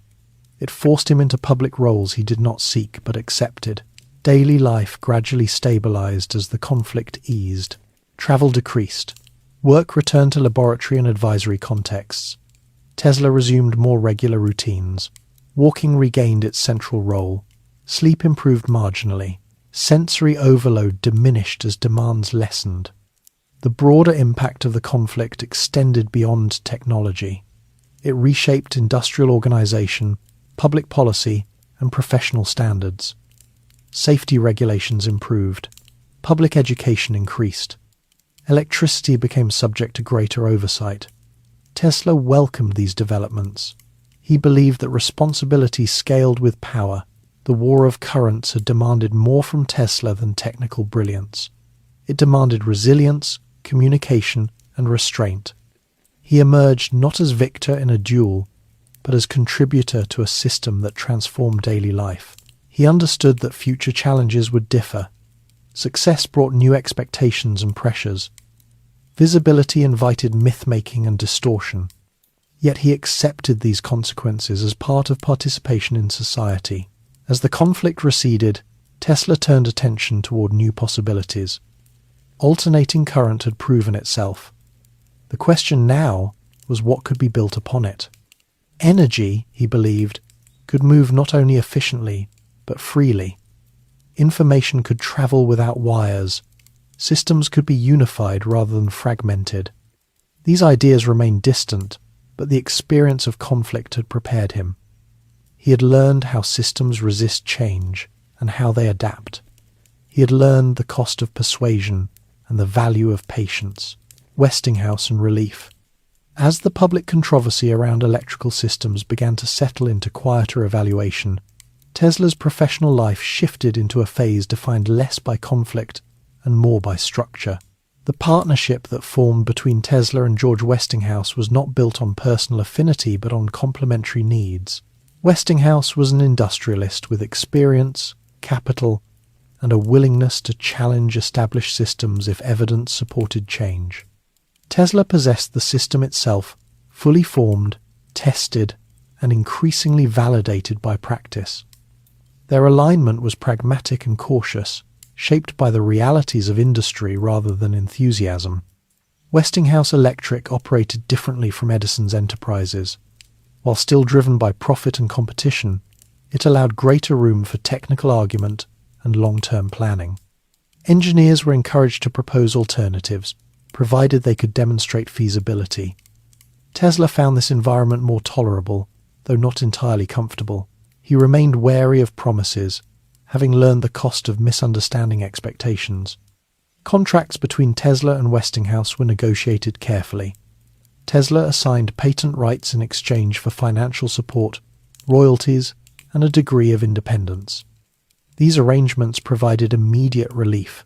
Debt diminished, housing stabilized. For the first time in years, Tesla could work without constant anxiety over survival. This relief did not produce indulgence. It produced focus. Daily life adjusted subtly but meaningfully. Tesla moved into better accommodations, though still modest by contemporary standards. Rooms were cleaner, quieter, and more private. He maintained his routines, early rising, light meals, long walks, but the urgency behind them softened. He could pause without fear that pause would lead to collapse. This stability improved health marginally. Sensitivities persisted, but episodes of exhaustion became less frequent. Work under Westinghouse's support involved collaboration rather than isolation. Tesla consulted with engineers adapting alternating current systems for manufacturing and deployment. These engineers brought practical concerns, material availability, manufacturing tolerances, maintenance requirements. Tesla listened carefully. He adjusted designs where necessary, compromising not principles but implementation. This flexibility marked growth. He had learned that ideal systems must survive imperfect conditions. The relationship with Westinghouse was professional and restrained. Tesla did not socialize extensively. Meetings were focused, efficient, and factual. Westinghouse valued Tesla's clarity and integrity. He did not require theatrical demonstration. He required reliability. Tesla delivered documentation, test results, and reasoned projections. Trust developed slowly but steadily. The electrical industry at large continued consolidating. Companies merged or failed. Municipal contracts grew larger and more complex. Regulatory frameworks began emerging, addressing safety and standardization. Tesla observed these developments with interest. Standardization, he believed, could either stifle innovation or enable it, depending on implementation. He advocated for standards that preserved flexibility. One of the most significant outcomes of this period was the Chicago World's Columbian Exposition of 1893. While not the focus of Tesla's daily efforts initially, it loomed as a major opportunity. The exposition required massive electrical infrastructure to illuminate exhibits and power displays. Competing systems vied for selection. The decision carried symbolic weight. Success would demonstrate not only technical capability, but public trust. Preparation for the exposition involved intense coordination. Westinghouse Electric committed resources. Engineers worked under tight deadlines. Tesla provided guidance, ensuring systems operated reliably under scale. He did not manage logistics directly. His role remained conceptual and advisory. He focused on ensuring that the underlying principles were applied correctly. As the exposition approached, Tesla's workload increased. He reviewed designs, corrected misunderstandings, and resolved technical disputes. Travel increased modestly. Meetings multiplied. Despite pressure, Tesla maintained composure. He trusted the system. Years of preparation had built confidence not rooted in optimism, but in evidence. The exposition itself transformed public perception of electricity. Vast spaces illuminated uniformly, reliably, and safely challenged lingering fears. Alternating current-powered exhibits smoothly. Visitors experienced electricity not as threat, but as environment. Tesla observed these reactions quietly. He did not seek attention. He recognized the significance without dramatizing it. Financial relief deepened after the exposition's success. Royalties increased. Westinghouse's position strengthened. Tesla's immediate future appeared secure. This security allowed him to reduce involvement in administrative matters. He returned focus to exploration. New ideas resurfaced: wireless transmission, high-frequency currents, energy transfer without conductors. Daily routine adjusted again. Tesla spent more time in controlled laboratory settings, experimenting with phenomena beyond immediate commercial application. He explored resonance, oscillation, and electromagnetic effects at frequencies previously untested. These experiments were conducted methodically. He documented results carefully, aware that novelty attracted attention but required validation. Health considerations remained constant. Extended experimentation exacerbated sensitivities. Tesla responded by scheduling rest deliberately. He limited exposure to crowds. He worked in environments where sound and light could be controlled. These accommodations allowed sustained inquiry without severe consequence. The relationship with Westinghouse evolved as industry pressures mounted. Financial strains within Westinghouse Electric emerged due to rapid expansion and market competition. Royalty obligations became burdensome. Negotiations followed. Tesla faced a decision that tested his priorities. He could insist on contractual rights or accommodate the company's survival. Tesla chose accommodation. He relinquished future royalties in exchange for immediate stability for the company. This decision reflected not naivety, but calculation. He believed that preserving the system's adoption mattered more than personal wealth. He did not anticipate future regret. He accepted the trade-off calmly. This choice altered Tesla's financial trajectory permanently. It limited long-term income significantly, yet at the time, it resolved immediate pressures and preserved the infrastructure supporting his work. Tesla did not frame this as sacrifice. He framed it as alignment with purpose. Public recognition increased gradually. Tesla received invitations to speak, write, and consult. He accepted selectively. He preferred technical audiences. He avoided celebrity. Press coverage sometimes exaggerated his claims or portrayed him as eccentric. Tesla tolerated this with indifference. He believed that reputation was secondary to outcome. Social life remained minimal. Tesla did not pursue romantic relationships. He maintained polite acquaintances but few confidants. His emotional life remained inward. He expressed attachment primarily through care for animals, particularly pigeons encountered during walks. This affection reflected consistency rather than escape. He valued order, routine, and quiet connection. The broader society continued adapting to electrical infrastructure. Streets brightened. Factories extended hours. Transportation systems electrified. Tesla observed these changes as confirmation rather than triumph. He understood that technology's impact unfolded gradually, reshaping habits and expectations over decades. Work continued. Experiments grew more ambitious. Tesla explored higher voltages, wireless effects, and energy transmission concepts that extended beyond immediate industrial application. These explorations were grounded in earlier success. Without the alternating current system's validation, such work might have been dismissed outright. Now, it commanded cautious interest. The period of relief associated with Westinghouse did not produce comfort so much as stability. Stability allowed direction. Tesla's life during this phase was defined by measured progress rather than struggle. He remained disciplined, restrained, and focused. Yet beneath this stability lay new tension. Success altered expectations. Investors, journalists, and institutions projected futures onto Tesla's work. They anticipated miracles. Tesla did not encourage these projections, but he did not fully counter them either.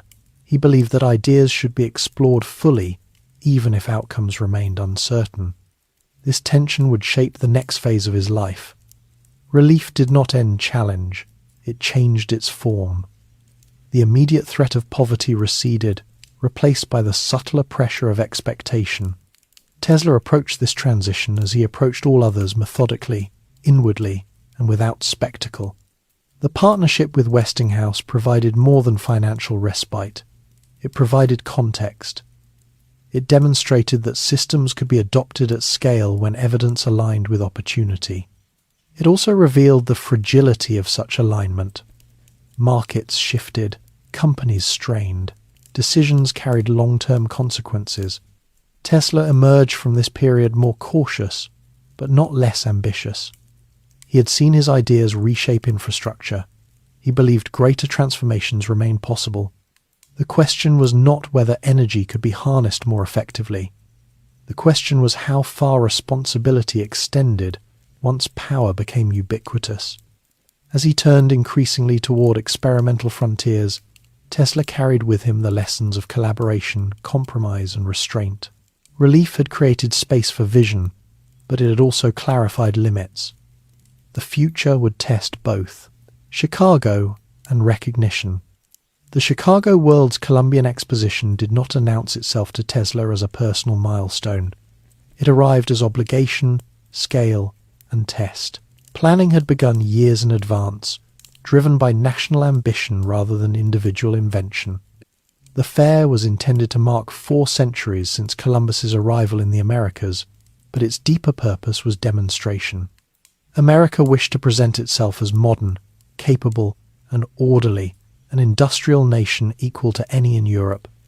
Electricity became the medium through which that claim would be made visible. Chicago itself was still recovering from the Great Fire of 1871. The city had rebuilt quickly, decisively, with steel and ambition.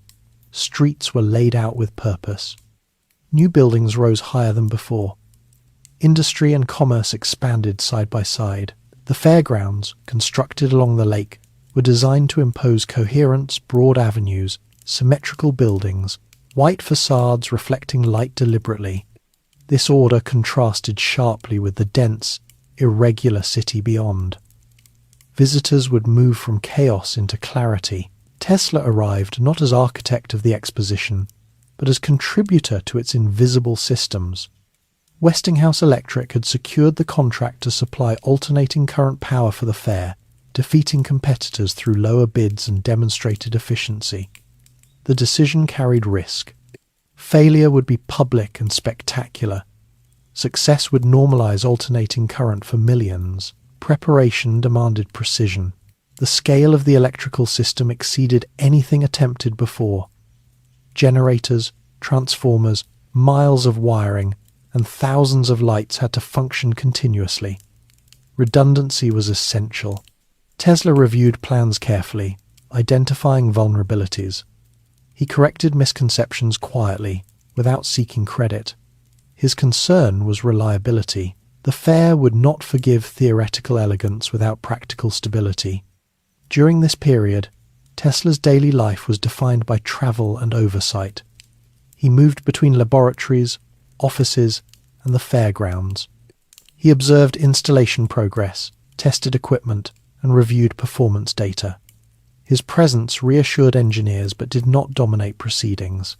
He avoided micromanagement. He trusted the system he had designed and the people adapting it. Living arrangements in Chicago were temporary and functional. Tesla chose quiet accommodations away from central crowds. He maintained routines where possible: early rising, light meals, walking when schedules allowed. The fair's pace disrupted these habits, but he adjusted carefully, aware that fatigue compromised judgment. As opening day approached, tension increased. Last-minute failures required rapid correction. Weather introduced uncertainty. Public anticipation grew. Newspapers speculated about safety. Electrical accidents elsewhere fed anxiety. Tesla addressed concerns factually when consulted, avoiding public spectacle. He believed that calm preparation was the most effective response. When the exposition opened, the effect was immediate and sustained. As dusk fell, buildings illuminated uniformly, without flicker or interruption. Pathways glowed. Water reflected light softly. Machinery operated smoothly. Visitors moved through spaces transformed by brightness, experiencing electricity not as novelty, but as environment. Tesla observed these scenes quietly. He did not stand before crowds or seek acknowledgement. He watched reactions, surprise, curiosity, reassurance. People lingered rather than hurried. Fear diminished as familiarity grew. Children played beneath lights without apprehension. Adults discussed possibility rather than danger. The fair continued for months. Electrical systems performed reliably despite weather changes, heavy usage, and constant operation. Failures were rare and addressed quickly. The absence of disaster mattered as much as the presence of spectacle. Reliability became its own demonstration. Recognition followed, though not immediately or uniformly. Engineers acknowledged success. Municipal officials took note. Investors recalibrated assumptions. Press coverage shifted tone, emphasizing achievement rather than risk. Alternating current ceased to appear radical. It became plausible. Tesla's role in this transition was recognized more clearly within professional circles than among the general public. He received invitations to lecture and write. Technical societies requested papers. These forums suited him better than popular media. He preferred audiences prepared to engage with complexity. His lectures during this period were controlled and precise. He avoided theatrical language. He explained principles methodically, using demonstrations to illustrate rather than impress. He emphasized measurement, repeatability, and safety. Audiences responded with respect rather than enthusiasm. This response suited him. Daily life stabilized further. Financial security improved. Tesla reduced administrative involvement, delegating where possible. He returned to laboratory work with renewed focus. The fair had proven adoption at scale. Now he turned attention toward extension. Public recognition introduced new pressures. Journalists sought interviews. Popular publications framed Tesla as visionary, sometimes exaggerating claims. He tolerated these portrayals without endorsement. He rarely corrected inaccuracies, unless they affected technical understanding. He believed that public narratives shifted independently of intent. Social expectations increased. Tesla declined most invitations unrelated to work. He maintained limited contact with acquaintances. He preferred solitude. Recognition did not alter his routines significantly. He continued walking daily, often late, observing the city quietly. The broader impact of the exposition extended beyond electricity. It reshaped expectations of public infrastructure. Cities began planning lighting, transportation, and communication systems with greater ambition. Standards emerged, safety regulations improved, professional engineering gained prestige. Tesla viewed these developments with cautious approval. Standardization, he believed, should enable rather than constrain. He advocated for flexibility within frameworks. He understood that progress required balance between order and innovation. Health remained a constant consideration. Extended public engagement taxed his nervous system. He scheduled rest deliberately. He limited exposure to crowds. He worked behind closed doors when possible. These strategies preserved equilibrium. As recognition grew, Tesla faced decisions about direction. He could continue refining existing systems, capitalizing on success. Or he could pursue ideas less immediately practical, but potentially transformative. He chose the latter. High-frequency currents, wireless transmission, and resonance experiments occupied his attention increasingly. These areas promised new applications but lacked immediate commercial pathways. Tesla accepted this uncertainty. He believed that foundational understanding preceded application. The success in Chicago provided credibility that protected this choice. Investors and institutions were more willing to tolerate exploration from someone associated with proven systems. Tesla used this latitude cautiously. He documented work carefully. He avoided extravagant claims publicly. Daily routine adapted to experimental demands. Laboratory hours extended. Measurements grew more complex. Safety precautions increased. Tesla remained meticulous. He did not rush results. He believed that premature demonstration damaged trust. Recognition altered Tesla's position within society, but not his orientation. He remained inward, disciplined, and restrained. He did not equate recognition with validation. Validation, to him, resided in consistency between idea and outcome. The exposition closed quietly, dismantled as planned. Buildings were removed, equipment redistributed. The physical manifestation of success disappeared. Its effects persisted. Tesla returned to New York with renewed clarity. The alternating current system had moved from proposal to infrastructure. The challenge now was not acceptance, but evolution. Electricity had entered daily life. Its future depended on decisions yet to be made. Recognition had opened doors. It had also created expectations. Tesla approached this phase without celebration. He saw recognition as temporary alignment between effort and attention. He did not rely on it. The lessons of Chicago were practical and enduring. Systems must perform under public scrutiny. Adoption depends on reliability more than rhetoric. Visibility magnifies consequence. Tesla absorbed these lessons without sentiment. Wireless dreams.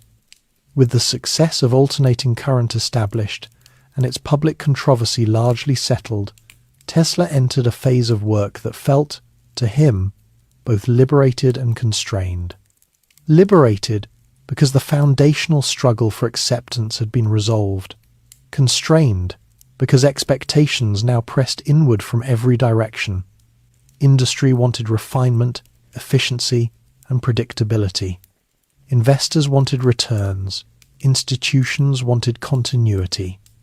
Tesla, however, felt drawn toward questions that lay beyond refinement, questions that required stepping away from what was already working. He did not experience this shift as rebellion. It felt more like completion. Alternating current had moved from idea to infrastructure. It no longer needed his constant attention. Others could improve it incrementally. Tesla believed his role was to explore what lay ahead, not to manage what already existed. The concept that increasingly occupied his mind was wireless transmission of energy, of information, of signals that could move without physical conductors. This idea did not arise suddenly. It had been present in fragments for years, emerging during earlier experiments with high-frequency currents and electromagnetic resonance. What changed now was Tesla's confidence that such exploration was justified by prior success. Daily life reorganized around experimentation. Tesla spent more time in laboratory environments where variables could be controlled precisely. He preferred working at night, when electrical interference was reduced and the city's noise softened. His sleep pattern adjusted accordingly. He slept in shorter intervals, often in the early morning hours, waking refreshed enough to resume work. Meals remained simple and scheduled. He ate lightly, avoiding foods that slowed concentration. He drank little. He maintained meticulous cleanliness in both personal habits and workspaces. These practices were not expressions of preference so much as necessity. Sensory sensitivity intensified during periods of intense experimentation. Order, reduced strain. The laboratory itself grew more complex. Tesla introduced coils capable of generating extremely high voltages and frequencies. He studied resonance, how systems responded when driven at specific rates. He observed phenomena that challenged conventional understanding, including electrical discharges through air, luminous effects, and induced currents without direct contact. Tesla documented these experiments carefully. He recorded measurements, conditions, and outcomes. He distinguished between observation and interpretation, While public accounts sometimes portrayed him as visionary bordering on mystical, his private work remained disciplined. He did not accept results uncritically. He repeated experiments until patterns stabilized.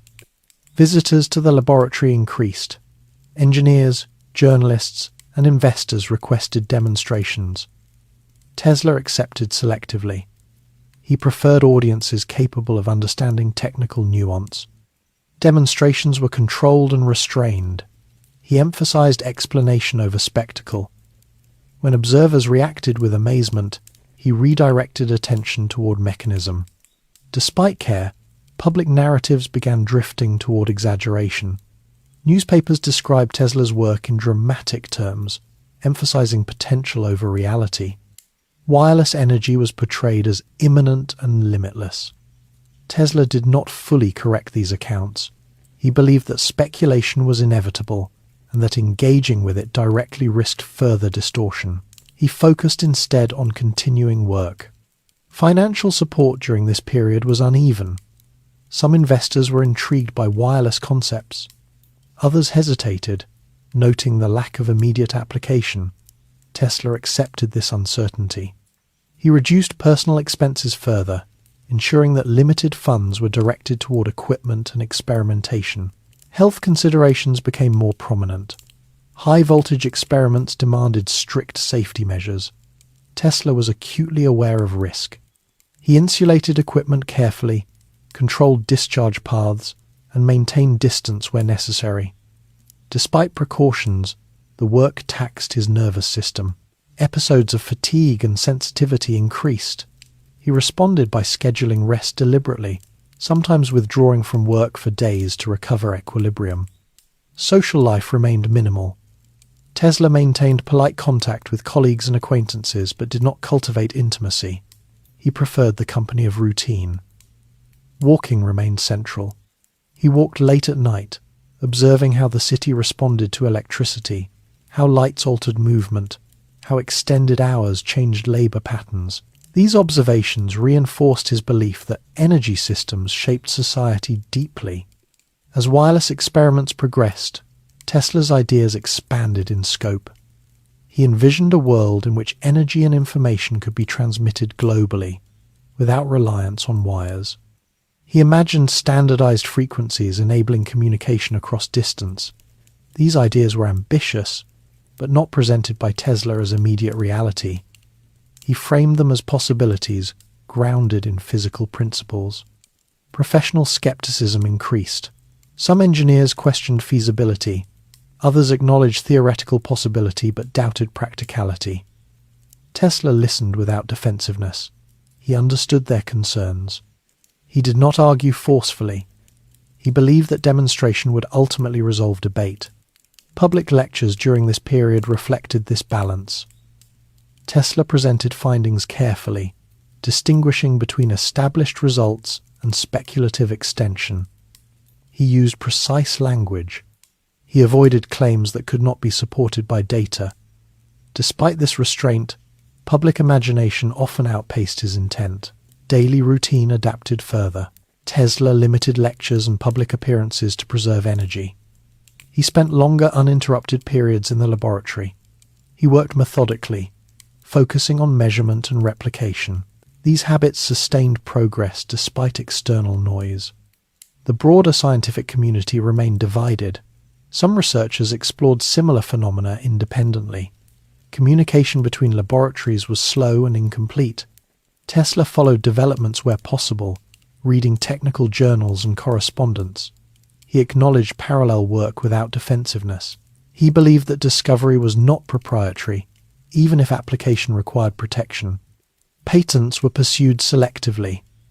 Tesla patented components and methods that could be defined clearly. More speculative ideas remained undocumented publicly. He believed premature patenting constrained exploration. This choice would later complicate recognition and ownership, but at the time it reflected his priorities. The city around him continued evolving. Electrical networks expanded, telephone systems improved, transportation electrified gradually. Wireless communication began emerging in limited forms. Tesla observed these developments with interest, noting alignment and divergence with his own work. Health fluctuations persisted. Sensory overload became more frequent. Tesla responded by simplifying environment further. He reduced social contact. He controlled lighting and sound rigorously. These adjustments allowed continued work, but reinforced isolation. Financial pressure resurfaced intermittently.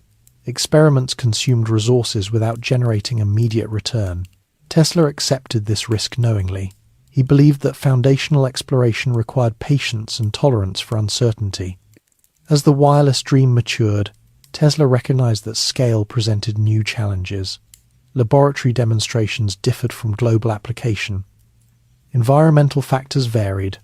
Control diminished. These challenges did not discourage him. They clarified scope. He began considering experiments beyond the city locations where interference was minimal and space abundant. This consideration marked the beginning of transition toward more remote work. Despite mounting challenges, Tesla remained composed. He did not frame difficulties as setbacks. He saw them as parameters. His inner life remained structured by routine and belief in process. The wireless dream did not replace earlier achievements. It extended them. Alternating current had proven that energy could be controlled and distributed efficiently. Wireless transmission asked whether control could transcend physical connection. Tesla pursued this question not as fantasy, but as disciplined inquiry. Public fascination continued growing.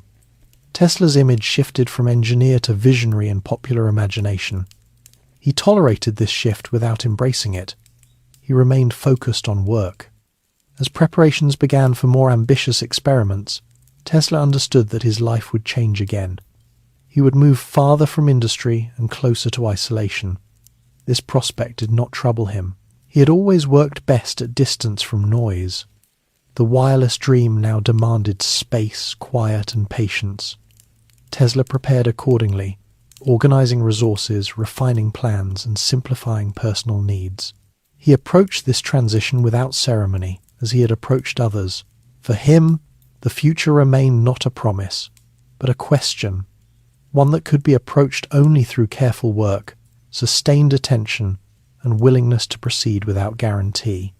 The wireless dream had taken shape. Its realization would require conditions beyond those he currently inhabited. Colorado silence. The decision to leave New York for Colorado Springs was not driven by impatience or escape. It emerged from practical necessity. Tesla's experiments with high-frequency currents and wireless transmission demanded conditions the city could not provide. Urban electrical interference disrupted measurements. Space was limited. Safety risks multiplied when high voltages met crowded streets. To proceed methodically, Tesla required distance, altitude, and quiet. Colorado Springs offered these conditions. It was remote enough to reduce interference, elevated enough to alter atmospheric behavior, and sparse enough to permit large-scale experimentation. The town itself was modest, shaped by rail connections, military presence, and the slow rhythms of frontier life. Compared to New York, it felt restrained and open. The air was dry, the horizon wide. Night arrived without competing glare.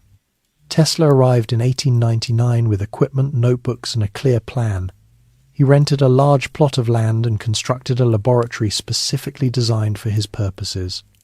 The building was functional rather than comfortable. Its most striking feature was a towering mast, topped with a metal sphere, connected to coils capable of producing immense electrical discharges. The structure was designed to interact with the atmosphere itself, not merely contained circuits. Daily life in Colorado Springs followed a different rhythm. Tesla worked almost exclusively at night. The reduced interference allowed clearer observation. He slept during the day, in short, controlled intervals. Meals were simple and repetitive, often taken alone. He avoided social engagement.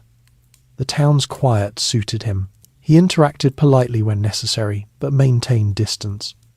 The silence of Colorado was not absolute. Wind moved across open land. Distant trains passed. Thunderstorms rolled across plains with visible intensity. Tesla observed these natural forces closely. He believed that understanding atmospheric electricity was essential to wireless transmission. Storms provided data unavailable in laboratories. Experiments intensified quickly. Tesla generated electrical discharges of unprecedented scale, producing visible lightning within the laboratory. The sounds were sharp and forceful, echoing across the land. Locals watched from a distance, uneasy but curious. Tesla took precautions, grounding systems carefully and monitoring effects. Despite care, the work was inherently risky. He documented everything meticulously. Measurements were recorded, conditions noted, patterns analyzed. Tesla distinguished carefully between observation and interpretation. While some phenomena suggested extraordinary possibilities, he resisted drawing conclusions prematurely. He repeated experiments, adjusted parameters, and verified consistency. The isolation allowed deep focus. Without the demands of industry, press, or investors, Tesla could pursue questions fully. He explored resonance between Earth and atmosphere, investigating whether the planet itself could function as conductor. These ideas were ambitious, but approached experimentally rather than rhetorically. Health during this period fluctuated.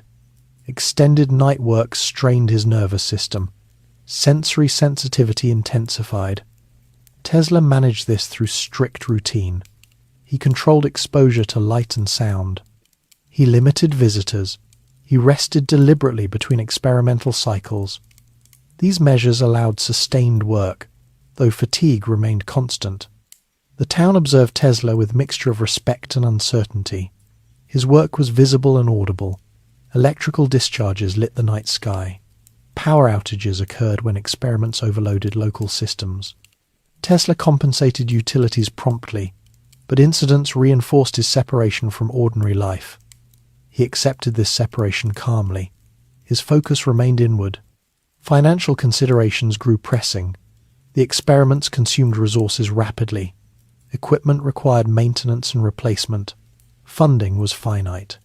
Tesla remained unconcerned in the short term, believing that results would justify expense.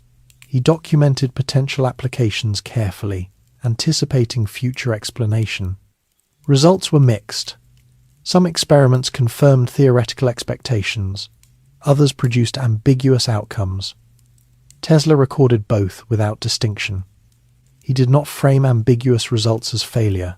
He considered them parameters to be refined. The silence of Colorado extended beyond sound.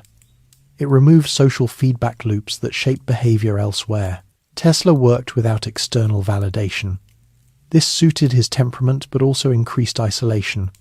He maintained contact with a small circle through correspondence but otherwise lived almost entirely within his work. Walking remained part of routine, though adapted to environment. Tesla walked across open land, observing sky and terrain. These walks were not contemplative in a romantic sense.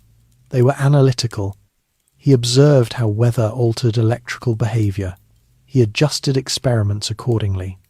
As months passed, Tesla became increasingly convinced that wireless transmission was physically possible. He observed energy propagating through ground and air in ways that suggested scalability. Yet he also recognized complexity. Control diminished with scale. Environmental variability introduced unpredictability. These challenges did not discourage him. They clarified requirements. The laboratory itself became extension of thought. Tesla adjusted layout to improve efficiency. He refined grounding systems. He modified coils. Each change was documented and evaluated. He avoided rushing conclusions despite internal excitement. Public knowledge of the work remained limited. Tesla did not invite press coverage. He avoided public statements. This discretion protected him from misrepresentation but also delayed recognition. He accepted this trade-off. Accuracy mattered more than attention. Health pressures increased toward the end of the Colorado period. Prolonged intensity without social moderation took toll. Tesla experienced heightened nervous exhaustion. He responded by reducing experimental frequency temporarily, allowing recovery. He did not abandon work. He adjusted pace. Financial realities eventually forced closure. Funding constraints and the need to present results to secure further support required return to more connected environments. Tesla dismantled the laboratory methodically, preserving equipment and notes. He left Colorado Springs without ceremony. The Colorado silence had served its purpose. It provided conditions for exploration impossible elsewhere. It allowed Tesla to test ideas at scale, to confront complexity directly, and to refine understanding of wireless phenomena. It also reinforced his inclination toward isolation and inward focus. Upon leaving, Tesla carried extensive documentation and sharpened conviction. He believed that wireless transmission remained viable, though challenging.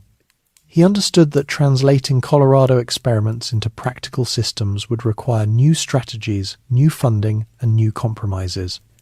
The silence did not end with departure. It remained internalized, a reference point for clarity.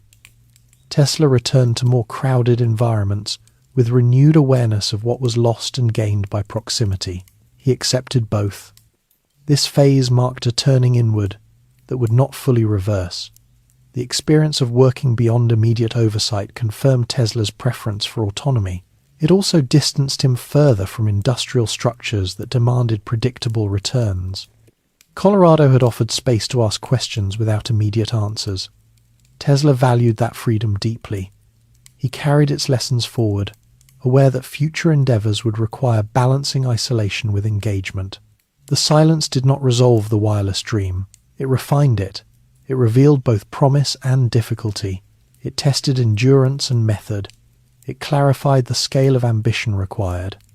As Tesla prepared to re-enter a world of negotiation and expectation, he did so without regret.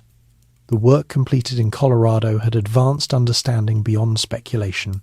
It provided evidence, constraints, and direction. The next phase would test whether that understanding could survive contact with capital, institutions, and public imagination. Tesla approached that prospect without anxiety. He had already endured silence. He knew its value and its cost, towers and debt. When Tesla returned from Colorado Springs to the more crowded rhythms of the East Coast, he carried with him neither spectacle nor certainty.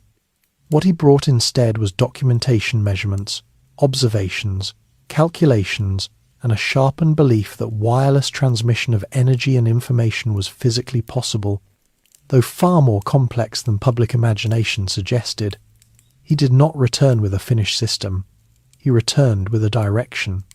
The environment he re-entered had changed.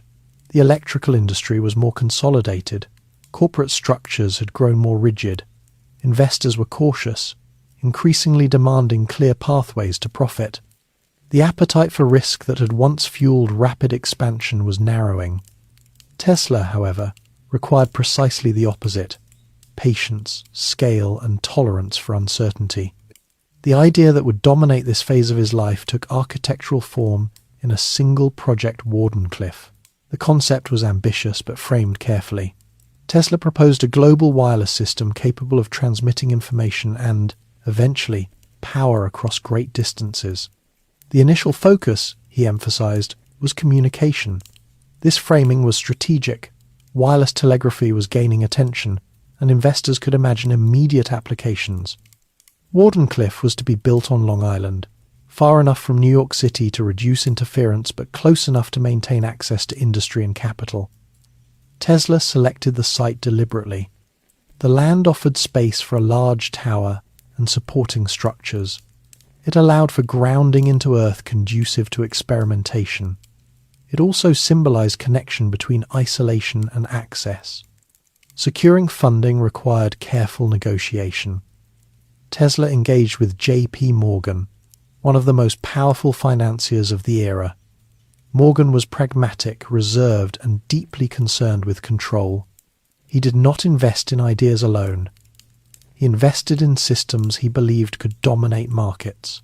Tesla presented Wardenclyffe not as fantasy, but as extension of proven work, an evolution of electrical and communication infrastructure.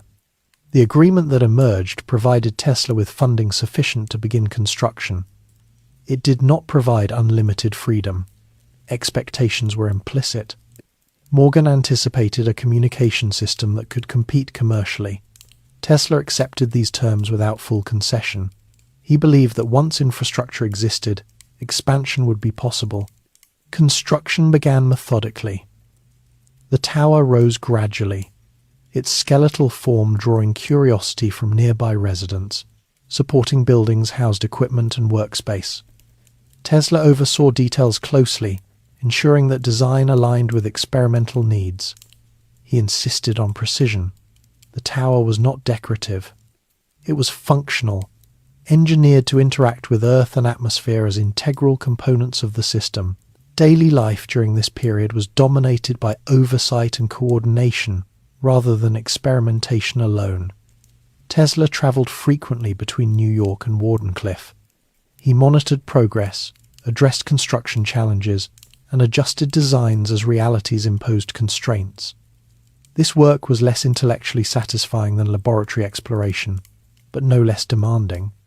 Routines adjusted under pressure, sleep became irregular, meals were taken as opportunity allowed. Tesla maintained cleanliness and order where possible, but the complexity of the project introduced unpredictability. He responded by tightening control over what he could notes, schedules, personal habits. Walking remained essential. He walked on the grounds, along nearby roads, using movement to think through technical and logistical problems. Financial pressure emerged quickly. Construction costs exceeded initial estimates. Materials, labor, and specialized equipment consumed funds faster than anticipated. Tesla attempted to manage expenses, but compromises risked undermining functionality. He chose quality over speed, believing that failure due to inadequacy would be irreparable. Communication with investors grew more strained.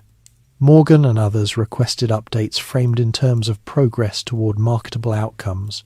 Tesla responded carefully, emphasizing milestones while avoiding overstatement.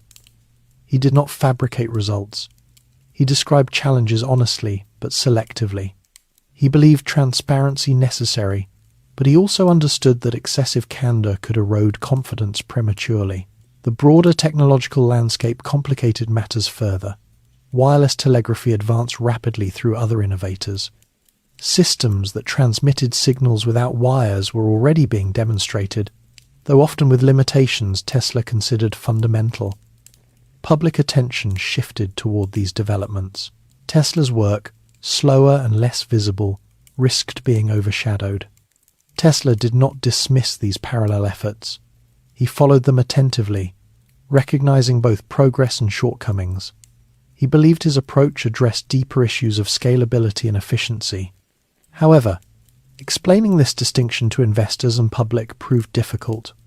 Nuance did not translate easily into confidence. As months passed, funding tightened. Morgan grew cautious, particularly as Tesla hinted at broader ambitions beyond communication. The prospect of wireless power transmission unsettled investors. It threatened existing business models. Morgan, invested heavily in wired infrastructure, questioned the wisdom of undermining established systems. Tesla found himself in a delicate position. He could limit his vision to secure continued support, or he could maintain integrity at the risk of funding. He attempted compromise, emphasizing phased development. Yet trust eroded gradually. Requests for additional funding were delayed or declined. Construction slowed. Equipment procurement became uncertain. Tesla redirected personal resources to sustain progress, further straining finances. He reduced personal expenses to near minimum. Housing remained modest. Clothing wore thin again. Meals simplified.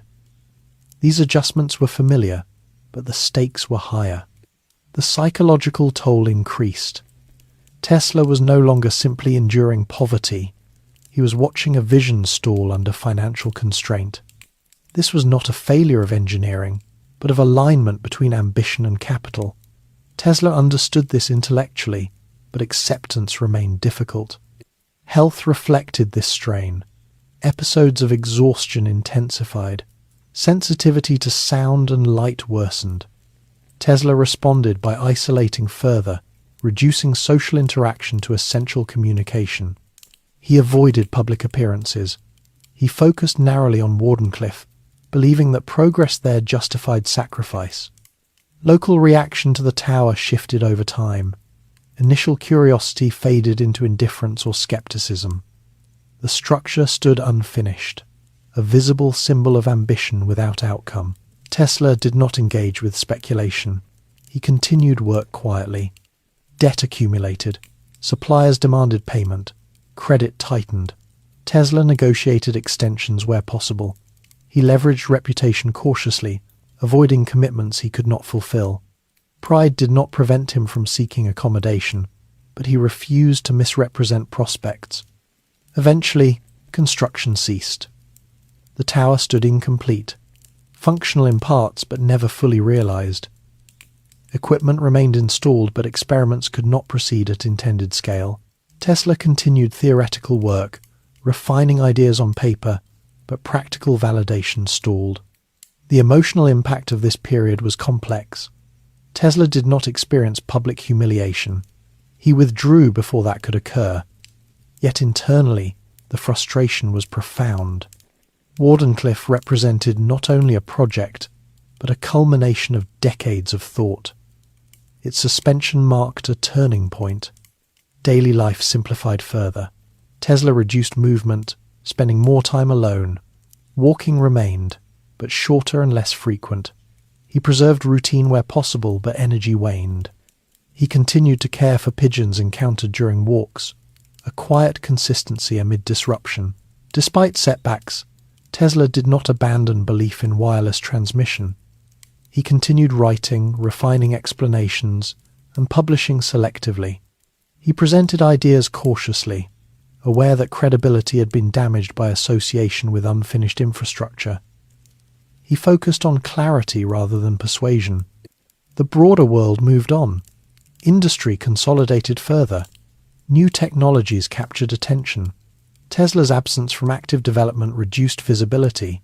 His earlier successes remained acknowledged, but increasingly historical.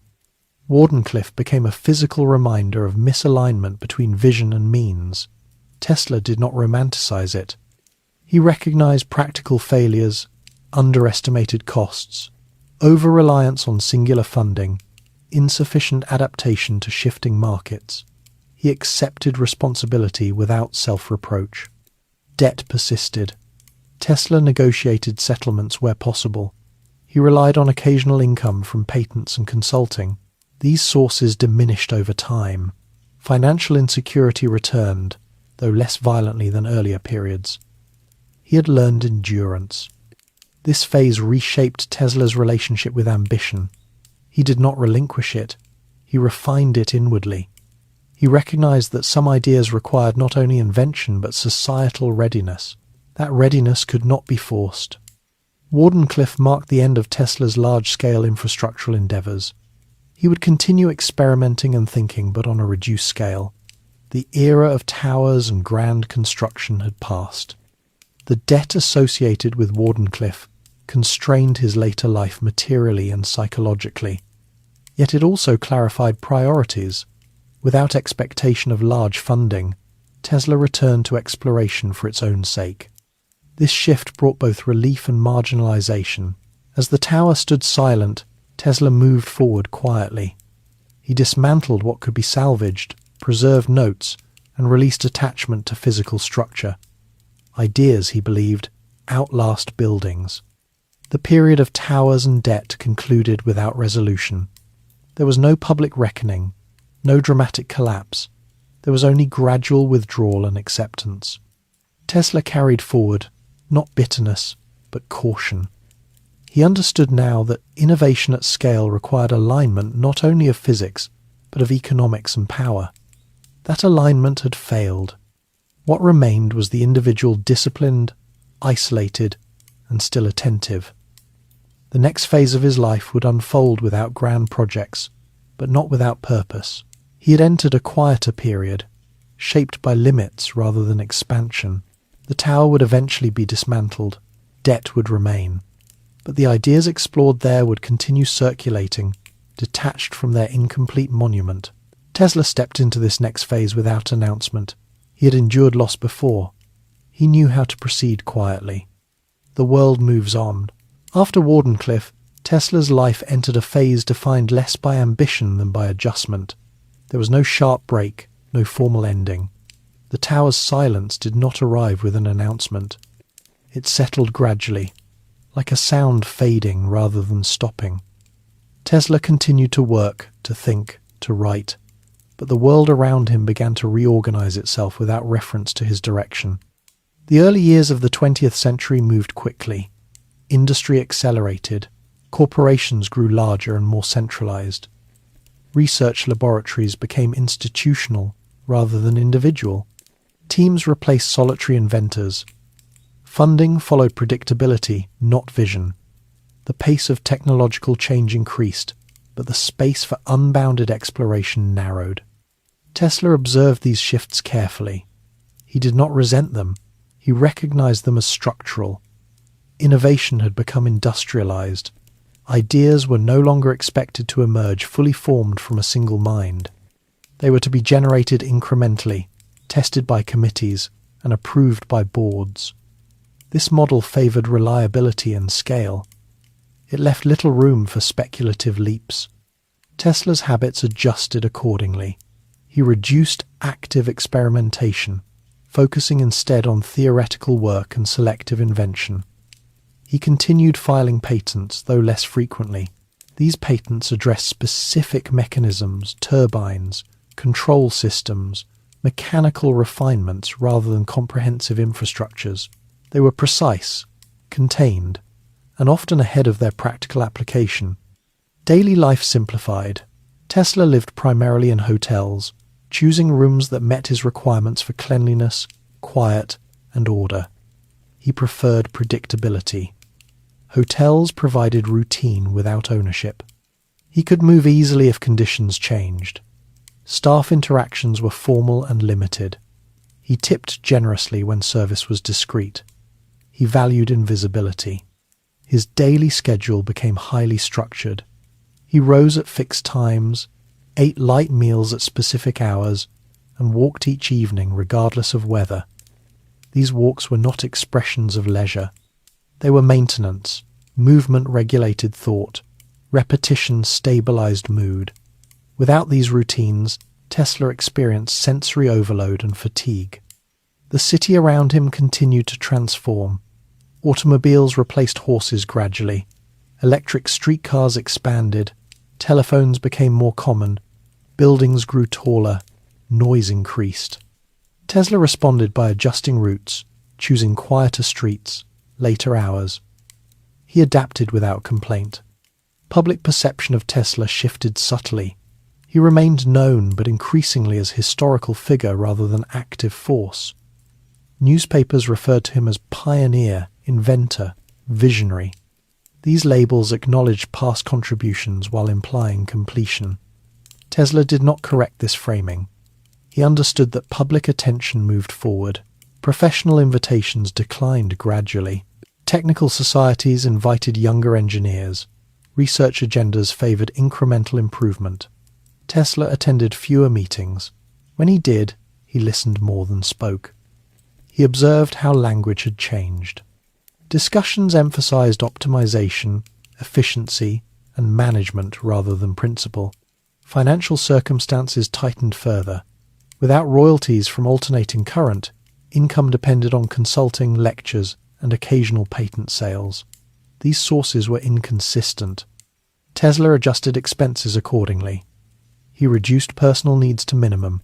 He did not seek luxury. He sought continuity. Despite constraints, Tesla continued to think expansively. He wrote articles outlining future possibilities: automation, robotics, remote control, renewable energy. These writings were speculative but grounded. He framed them as extensions of known principles rather than predictions. Some ideas would later find realization. At the time, they were noted politely and set aside. Social life remained sparse. Tesla did not marry. He did not form domestic partnerships. His relationships were formal and transient. He preferred distance, emotional investment, complicated routine. He found consistency in animals, particularly pigeons. He fed them daily during walks, recognizing individuals and patterns. This activity provided quiet connection without demand. Health issues became more prominent. Sensitivity to sound and light intensified with age. Tesla managed this by controlling environment rigorously. He requested specific rooms. He limited exposure to crowds. He avoided sudden noise. These measures allowed functional independence longer than might otherwise have been possible. The world's focus shifted toward new figures and technologies. Radio gained prominence. Aviation emerged. Mass production transformed manufacturing. Tesla followed these developments attentively, reading journals and reports. He recognized connections between these innovations and his earlier work. He did not claim ownership. He observed patterns. Occasionally, Tesla attempted to re-enter public discourse, presenting ideas he believed critical. These efforts were received with mixed reactions. Some viewed him as visionary ahead of his time. Others dismissed him as outdated or impractical. Tesla did not respond defensively. He accepted that timing determined reception as much as content. Daily writing became more prominent. Tesla recorded thoughts, refined ideas, and organized notes. Writing provided structure. It allowed exploration without resource consumption. He revisited earlier work, correcting, clarifying, and extending where possible. This retrospective activity brought satisfaction without pressure. The hotel environment suited this phase. Rooms were quiet, service predictable, change manageable. Tesla moved between hotels occasionally, often due to financial necessity. Each move was executed methodically. He packed lightly, preserving essential papers and discarding excess. Possessions remained few. The city staff learned his habits. He preferred meals prepared a certain way. He requested specific table settings. He expected cleanliness. These preferences were accommodated quietly. Tesla valued discretion over familiarity. As years passed, Tesla's public appearances became rarer. When he did speak, his tone remained measured and factual. He avoided nostalgia. He discussed future possibilities rather than past achievements. Audiences listened with curiosity and uncertainty. He did not seek persuasion. The distance between Tesla and the mainstream of innovation widened. Research became institutional. Funding became corporate. Vision became segmented. Tesla remained individual, holistic, and speculative. This divergence was not personal. It was structural. Despite marginalization, Tesla did not withdraw entirely. He continued monitoring developments, adjusting his understanding. He corresponded selectively. He answered technical questions when asked. He maintained dignity and clarity. The world moved on, but not entirely away. Tesla's earlier work remained embedded in infrastructure. Alternating current-powered cities. Motors ran factories. These systems operated quietly, without reference to origin. Tesla observed this with acceptance. Impact did not require recognition. Financial strain returned intermittently. Tesla negotiated accommodations with hotel managers. He paid what he could, delayed when necessary. Pride did not prevent practicality. He avoided debt where possible. He reduced expenses further when required. Health continued to decline gradually. Energy diminished. Recovery required more time. Tesla adapted by reducing activity. He walked shorter distances. He worked fewer hours. He accepted these limits without complaint. The emotional tone of this period was subdued but stable. Tesla did not experience despair. He experienced narrowing. Options reduced. Focus tightened. He continued to find purpose in thought and observation. The world's indifference did not wound him deeply. He had long understood that societies absorb contributions without gratitude.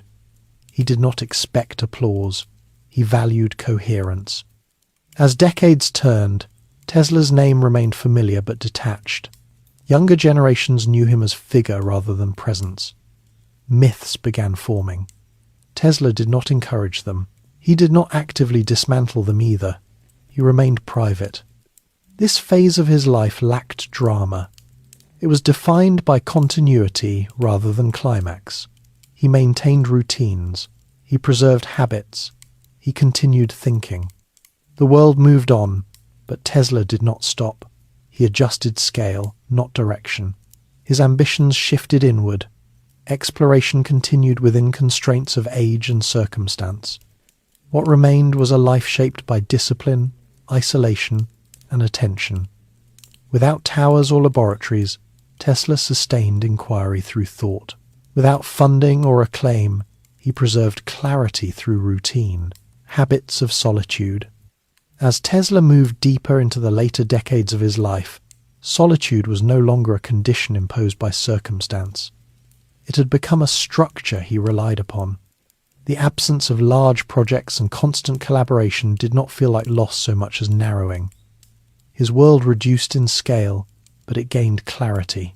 Within that clarity, habits became the primary means of stability. Tesla's days followed patterns that changed little from year to year. He rose at the same hour, often before dawn, when the city was quiet and interruptions unlikely. He preferred mornings for reading and writing, when his mind felt least crowded. Evenings were reserved for walking, a practice he had maintained since youth. These walks were not optional. They regulated his thinking, eased sensory strain, and provided continuity between days. He lived almost exclusively in hotels, not because of comfort, but because they offered predictability without attachment. Ownership demanded attention. Hotels allowed him to focus inward. He selected rooms carefully upper floors when possible, away from street noise, with windows that could be opened for fresh air. Cleanliness mattered. Disorder disrupted concentration. He requested specific arrangements repeatedly until staff understood his preferences. Meals followed strict rules. Tesla ate lightly and consistently. He avoided excess, not out of ascetic belief, but because heavy meals impaired mental clarity. He preferred simple foods prepared plainly. He ate alone, often at the same table, at the same time each day. Servers learned not to engage him in conversation. He valued efficiency over familiarity. These habits were often misinterpreted by observers as eccentricities. Tesla did not correct these interpretations. He had learned that explanation rarely improved understanding. His routines were not symbolic. They were practical responses to a nervous system that required careful management. Sensitivity to sound and light intensified with age. Sudden noises startled him. Bright lights caused discomfort. He responded by controlling exposure meticulously. He avoided crowded streets and noisy venues. He scheduled appointments during quieter hours. He adjusted walking routes to avoid traffic. These adaptations preserved independence longer than might otherwise have been possible. Social interaction diminished further. Tesla maintained polite contact with a small number of acquaintances, engineers, journalists, hotel staff, but did not cultivate close relationships. He did not experience loneliness in the conventional sense. Solitude, to him, was not absence. It was space. One consistent presence during his walks was pigeons.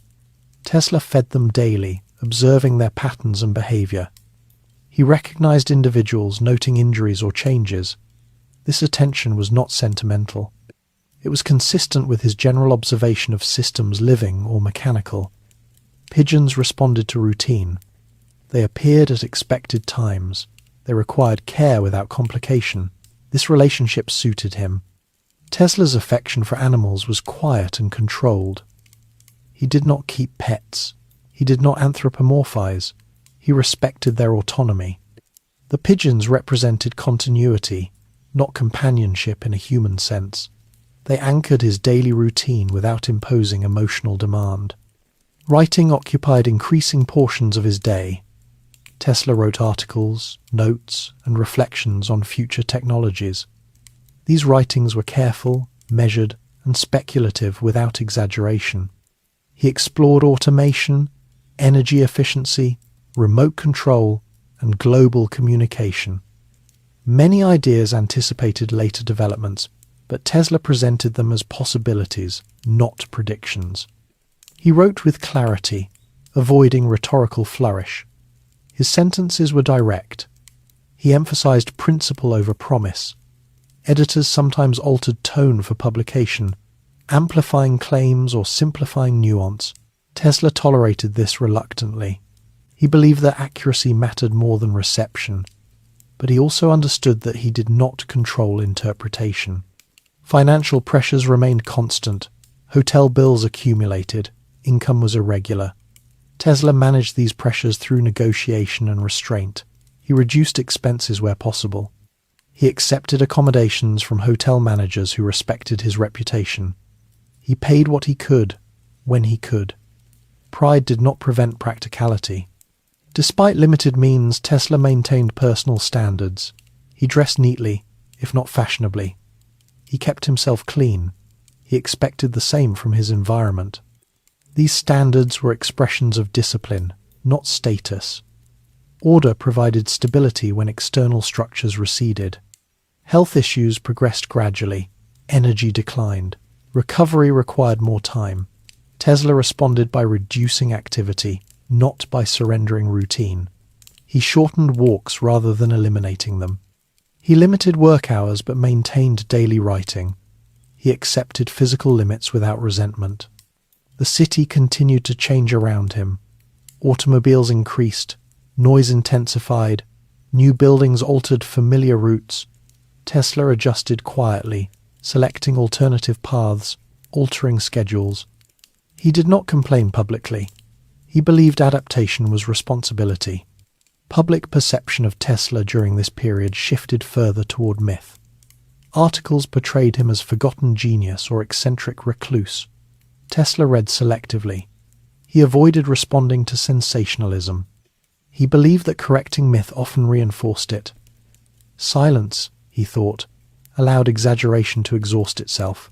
Occasionally, Tesla accepted interviews or delivered lectures. These appearances were controlled and brief.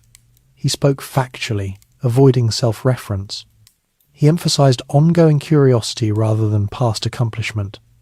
Audiences listened with a mixture of respect and distance. Tesla did not attempt to bridge that distance. Professional engagement became increasingly advisory. Younger engineers sought his opinion on specific problems. Tesla responded when asked, offering insight without assertion. He did not insist on authority. He did not seek credit. He valued coherence over recognition. Habits extended to thinking itself. Tesla organized thoughts numerically, categorizing ideas and tasks. He maintained lists and schedules. He avoided multitasking. Focus remained singular. These cognitive habits reduced strain and preserved clarity. The absence of large projects did not equate to inactivity. Tesla remained intellectually engaged. He followed developments in science and engineering through journals and correspondence. He recognized advancements aligned with his earlier work. He did not claim precedence publicly. He observed with interest. Solitude also meant reduced exposure to disappointment. Without expectation of funding or adoption, Tesla could explore ideas freely within limits. This freedom was internal rather than material. It allowed contemplation without negotiation. The hotel room became a stable unit of existence. Within its walls, Tesla controlled light, sound, and order. He wrote, read, and rested. Outside, the city moved. Inside, routine held. As years passed, Tesla's habits grew more pronounced. He avoided unnecessary travel. He limited visitors. He adhered to schedules rigidly. These choices preserved energy and autonomy. Emotional expression remained minimal. Tesla did not articulate regret publicly. He did not dwell on missed opportunities. He accepted outcomes as products of timing and structure. This acceptance was not resignation. It was clarity. The solitude of this period did not isolate Tesla from meaning. Meaning resided in process observation, routine. thought. He valued continuity over expansion. Habits provided scaffolding for a life no longer supported by institutions or projects. They were not quirks. They were systems, refined through decades of necessity. As the world accelerated, Tesla slowed deliberately. He conserved attention. He preserved order. He remained present. Solitude, once a consequence of ambition, had become its companion. Within it, Tesla maintained coherence. Without it, his work would have dissolved into noise. This phase of his life lacked spectacle. It lacked recognition. It lacked resolution. Yet it sustained him. Fame without power. As Tesla moved into the final decades of his life, a strange inversion took hold. His name became more widely known even as his influence diminished. Fame arrived without authority, recognition without leverage. Newspapers mentioned him often, but rarely consulted him. Articles celebrated his early achievements while treating his present work as curiosity. Tesla observed this shift with detachment rather than bitterness. He had long understood that public attention followed novelty, not continuity. The image of Tesla that circulated during this period bore only partial resemblance to the man himself. He was described as brilliant, eccentric, solitary, prophetic. These descriptions were not entirely inaccurate, but they were incomplete. They emphasized spectacle over method, isolation over discipline. Tesla did not correct them. He had learned that identity in the public sphere was constructed independently of intent. Public appearances became occasional events rather than ongoing engagement. Tesla accepted invitations selectively, often declining without explanation. When he did appear, he presented himself formally and calmly. He avoided dramatization. He did not recount past struggles or claim injustice. He spoke about technical principles, future possibilities, and the responsibilities that accompanied technological power. Audiences listened with interest, but often filtered his words through preconceived narratives. The press favored extremes. Tesla was portrayed either as visionary ahead of his time or as relic of a bygone era. Nuance did not survive headlines. Tesla read these accounts selectively. He was not offended by exaggeration, but he was aware of its consequences.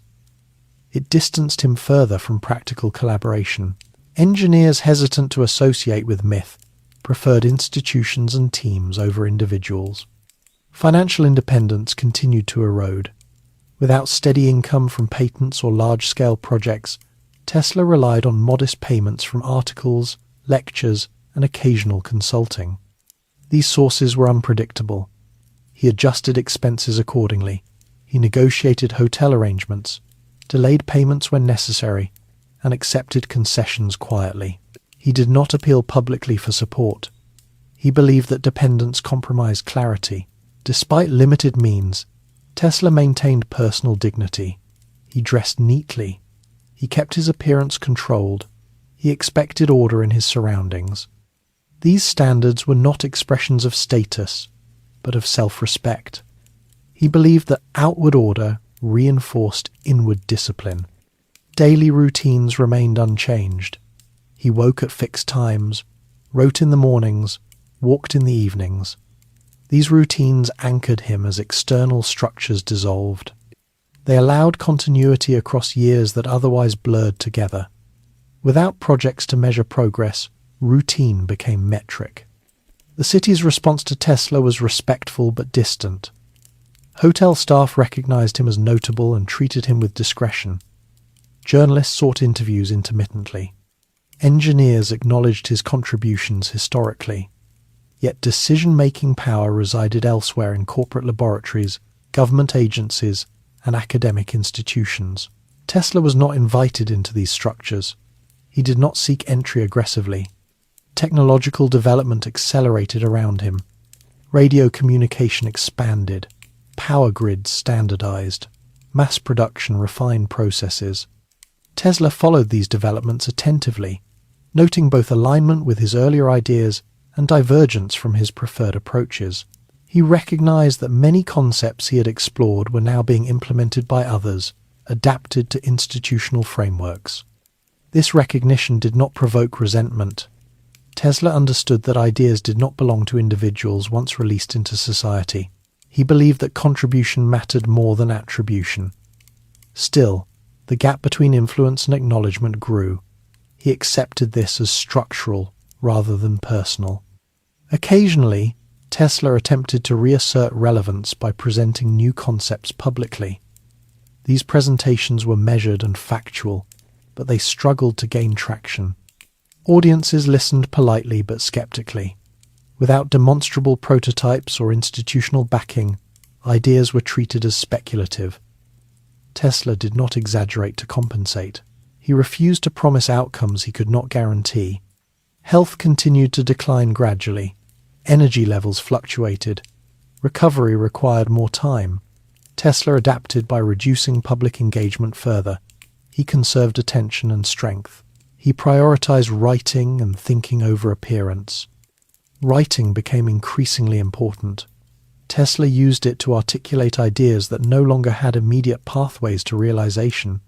He wrote about automation, remote control, energy distribution, and the ethical implications of technology. These writings were thoughtful, cautious, and often prescient. They were read selectively, appreciated more in retrospect than at the time. Public fascination with Tesla persisted in a distorted form. He was celebrated in anniversary articles and retrospectives. His birthday became occasion for renewed attention. Tesla tolerated these moments with polite engagement. He did not attempt to reshape narrative. He answered questions succinctly and returned to routine. The contrast between public image and private reality grew sharper. Privately, Tesla lived simply, quietly, and with limited resources. Publicly, he was depicted as figure of grand ideas and dramatic potential. Tesla did not bridge this gap. He allowed it to exist. Professional isolation deepened. Without collaborators or teams, Tesla worked alone. He did not attempt to establish a school or train successors. He believed that understanding could not be transmitted easily without shared discipline. He preferred to influence indirectly through ideas rather than instruction. The emotional tone of this period remained restrained. Tesla did not express regret openly. He did not lament missed opportunities.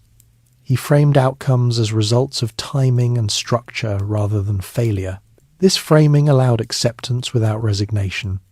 The absence of power did not eliminate responsibility in Tesla's view. He continued to consider ethical implications of technology. He wrote about misuse, concentration of control, and unintended consequences. He believed that engineers bore responsibility beyond invention. These concerns were not always welcomed. They complicated narratives of progress. As fame without power became normal, Tesla adjusted expectations. He no longer anticipated funding or large-scale implementation. He focused on coherence, maintaining alignment between belief and behavior. He valued consistency over influence. Daily walks continued to provide contact with the world without engagement.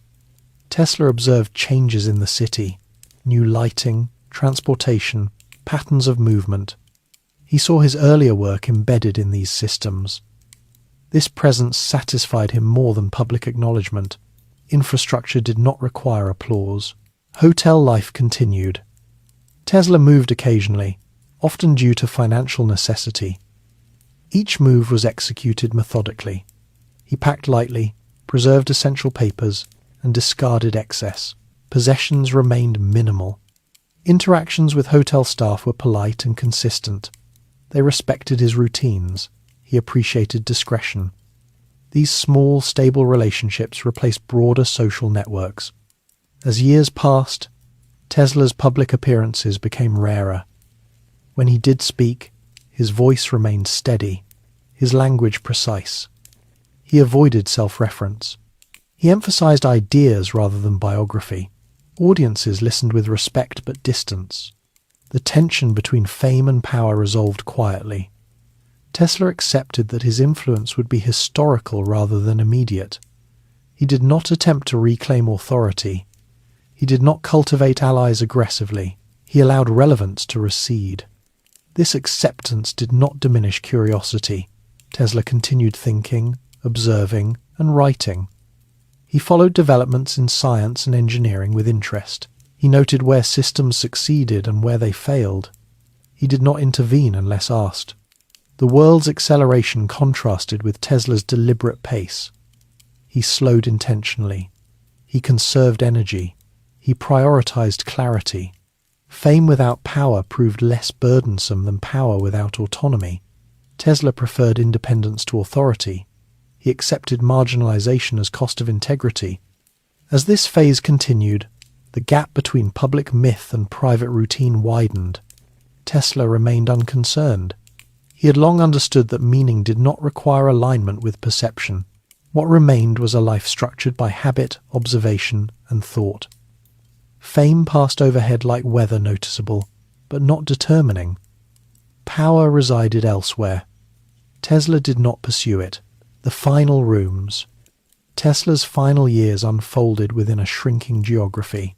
The wide horizons of Colorado, the scaffolding of towers, and the noise of laboratories were replaced by hotel corridors, elevators, and a single room arranged precisely to his needs.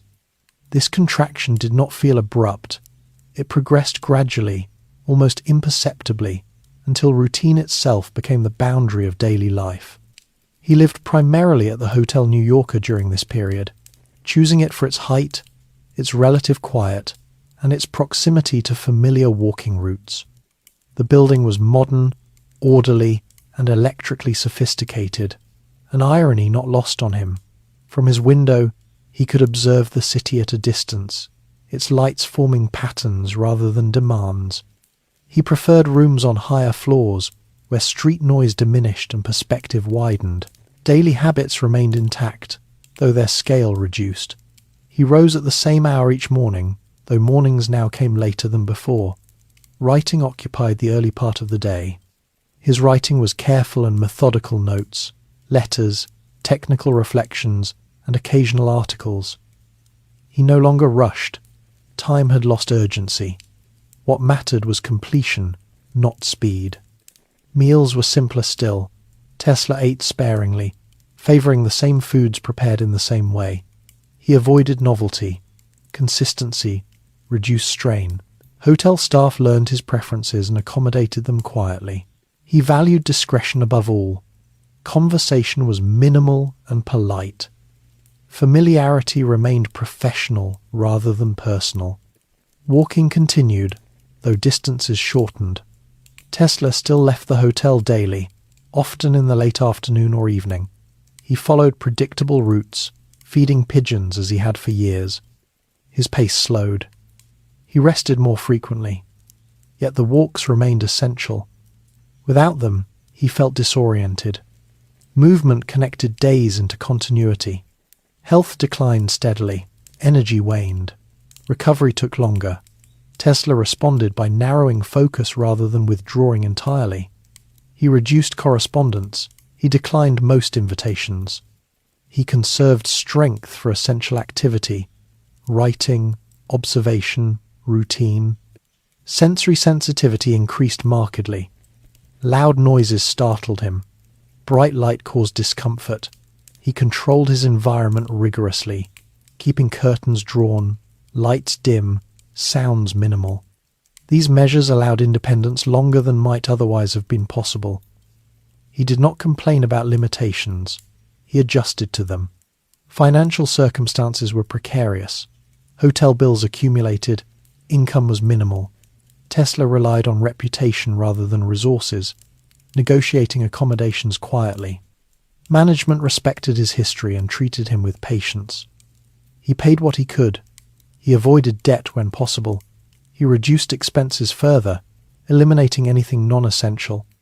Despite reduced means, Tesla maintained dignity. His clothing was clean and orderly. His appearance remained controlled. He believed that neglect signaled surrender, and he did not surrender. Order, even in decline, preserved self-respect. Writing during this period became more reflective, though not nostalgic. Tesla did not recount his life in memoir. He focused on ideas, future technologies, ethical concerns, theoretical clarifications. He wrote about automation, global communication, energy efficiency, and the dangers of unregulated power. These writings were careful, measured, and often prescient. Public attention flickered intermittently. Journalists occasionally sought interviews, especially around his birthday. Tesla accepted some, declining others. When he spoke, his tone remained factual. He avoided personal narrative. He did not dramatize decline or regret. He spoke about ideas rather than himself. The contrast between his public image and private reality grew sharper. Publicly, he was celebrated as a genius, a visionary, a man ahead of his time. Privately, he lived quietly, managing daily routines with effort. Tesla did not attempt to reconcile these perspectives. He accepted them as separate systems, operating independently. Professional engagement was minimal. Engineers no longer sought his direct involvement. Research had moved into institutions. Tesla observed this without bitterness. He understood that innovation now belonged to organizations rather than individuals. He did not seek to reinsert himself. Emotional expression remained restrained. Tesla did not articulate loneliness or regret. He experienced narrowing rather than loss. His world reduced in scale, but it remained ordered. That order mattered more than breadth. The pigeons remained constant. Tesla continued feeding them daily, even as walking became more difficult. He noticed injuries, changes, absences. He responded with care. This routine provided quiet continuity when other connections faded. As physical strength diminished, Tesla spent more time in his room. He arranged papers carefully. He reviewed notes from earlier years, correcting and clarifying where necessary. He preserved what he believed mattered. He discarded what did not. Illness arrived not as crisis, but as accumulation. There was no dramatic collapse. Tesla's health declined quietly. He rested more. He slept longer. He spoke less. He accepted assistance when offered, but sparingly. He preferred independence. On the 7th of January 1943, Tesla died alone in his hotel room. There was no audience, no ceremony. A hotel maid discovered him later that day. The end was quiet, consistent with the life he had chosen. He was 86 years old.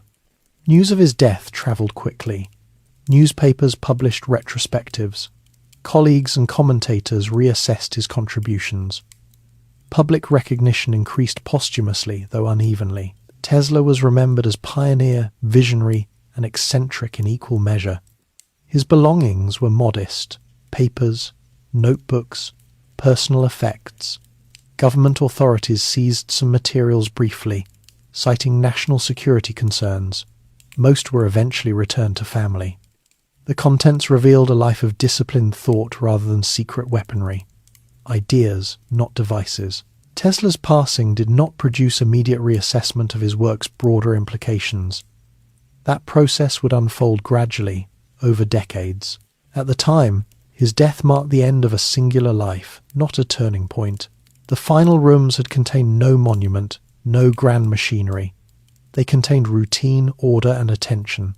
Tesla had reduced his life to essentials. He left it that way. Quiet aftershocks. Tesla's death did not arrive with immediate consequence. There was no interruption of systems, no sudden realization that something essential had been removed. Electricity continued to flow. Motors continued to turn. Cities remained lit through the night. The world he had helped build did not pause to acknowledge his absence. This was not indifference, so much as evidence of integration. His work had become ordinary, and ordinary things are rarely noticed until they fail. In the days following his death, newspapers published summaries of his life. These accounts varied in tone and accuracy. Some emphasized his early triumphs and later isolation. Others framed him as a misunderstood genius, ahead of his time. A few treated him as eccentric footnote. Tesla, no longer present to refine language or correct emphasis, could not influence these narratives. They settled unevenly, shaped by editorial needs rather than coherence. Government interest in his papers briefly complicated matters. Authorities reviewed his notebooks and documents, concerned about potential implications for national security. This attention was procedural rather than revelatory. No hidden devices emerged. No dormant weapons were uncovered. The papers contained what Tesla had always produced: calculations, reflections, speculative ideas, and careful notes. Eventually, most materials were released to family custody. The moment passed quietly. In professional circles, reassessment unfolded slowly. Engineers and historians revisited his patents and publications. Some recognized that ideas Tesla had explored decades earlier were resurfacing in new forms: automation, remote control, wireless communication, energy efficiency. These connections were not always acknowledged explicitly. They did not need to be. Ideas had moved on, adapted to different contexts. The infrastructure Tesla helped establish remained foundational. Alternating current systems expanded globally. Power grids became more interconnected. Standards improved. Reliability increased. These developments occurred through institutional effort, but their underlying logic traced back to Tesla's work. His influence persisted structurally rather than personally. Public interest in Tesla waxed and waned across decades. Periods of renewed fascination followed technological shifts that echoed his ideas. At other times, he receded into historical background. Myths accumulated gradually, often oversimplifying complexity. Tesla became symbol rather than subject, invoked to represent creativity, isolation, or unrecognized brilliance. Tesla himself had anticipated this. He understood that societies remember selectively. He did not expect fidelity. He valued coherence during life more than accuracy after death. His lack of effort to control legacy reflected this belief. The long-term impact of Tesla's work extended beyond technology. It influenced how engineers approach systems favoring scalability, efficiency, and integration. It demonstrated that abstract thinking could yield practical infrastructure when combined with persistence. It also illustrated the limitations of individual vision within economic and institutional structures. Tesla's life offered no clear moral resolution. He achieved profound influence without sustained power. He experienced recognition without security. He maintained discipline without reward proportional to contribution. These outcomes were not framed by him as injustice. They were understood as consequence of alignment and misalignment between idea and context. For historians, Tesla's story resists simplification. He was neither tragic hero nor forgotten martyr. He was an engineer shaped by temperament, timing, and structure. His successes and failures were intertwined. His isolation was partly chosen, partly imposed. His routines sustained him, where institutions could not. The quiet aftershocks of his life continued long after his death. Engineers built systems that echoed his principles without invoking his name. Researchers explored wireless transmission with tools unavailable in his time. Automation advanced along paths he had outlined conceptually. The world absorbed his ideas incrementally. Tesla's personal habits, discipline, order, restraint, did not translate into legacy narratives easily. They lacked drama, yet they were central to his endurance. They allowed him to work steadily across decades of uncertainty. They shaped a life oriented toward process rather than outcome. His final years, spent in controlled routine, did not diminish earlier achievements. They completed them. They demonstrated that meaning could persist without expansion. That inquiry could continue without recognition. That coherence mattered even when relevance faded. Tesla did not leave instructions for how to remember him. He did not curate his image. He allowed others to interpret freely. This absence of self-mythologizing stands in contrast to later portrayals that cast him as figure of spectacle.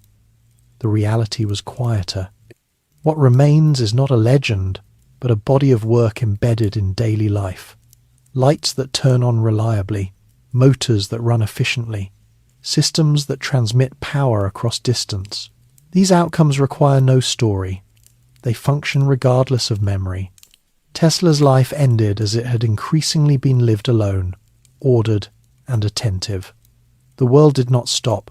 It did not need to. His contributions had already been absorbed. The aftershocks were not dramatic. They were continuous. They continue still.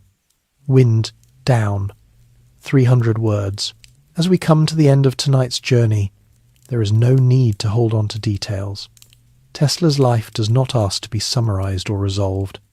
It settles more comfortably when allowed to rest as a sequence of steady days, careful habits, and long attention. Imagine the city at night, electricity moving quietly through wires, unseen and dependable. Rooms lit softly, streets calm between passing cars, systems operating without effort. This is the kind of impact Tesla lived to create present, reliable, and unremarkable in the best sense. There is nothing you need to remember precisely. Let the rhythm remain instead, the sense of continuity, the idea that a life can be meaningful without applause, productive without noise, complete without closure. As your breathing slows, think of routine as reassurance, a familiar path, a light that stays on, a hum in the background that tells you everything is working as it should. Tesla's story does not end with a lesson. It ends with quiet persistence, with work absorbed into the world, with attention released. So allow the details to fade now. Let the edges soften. The day is done. The systems are steady. Nothing is required of you.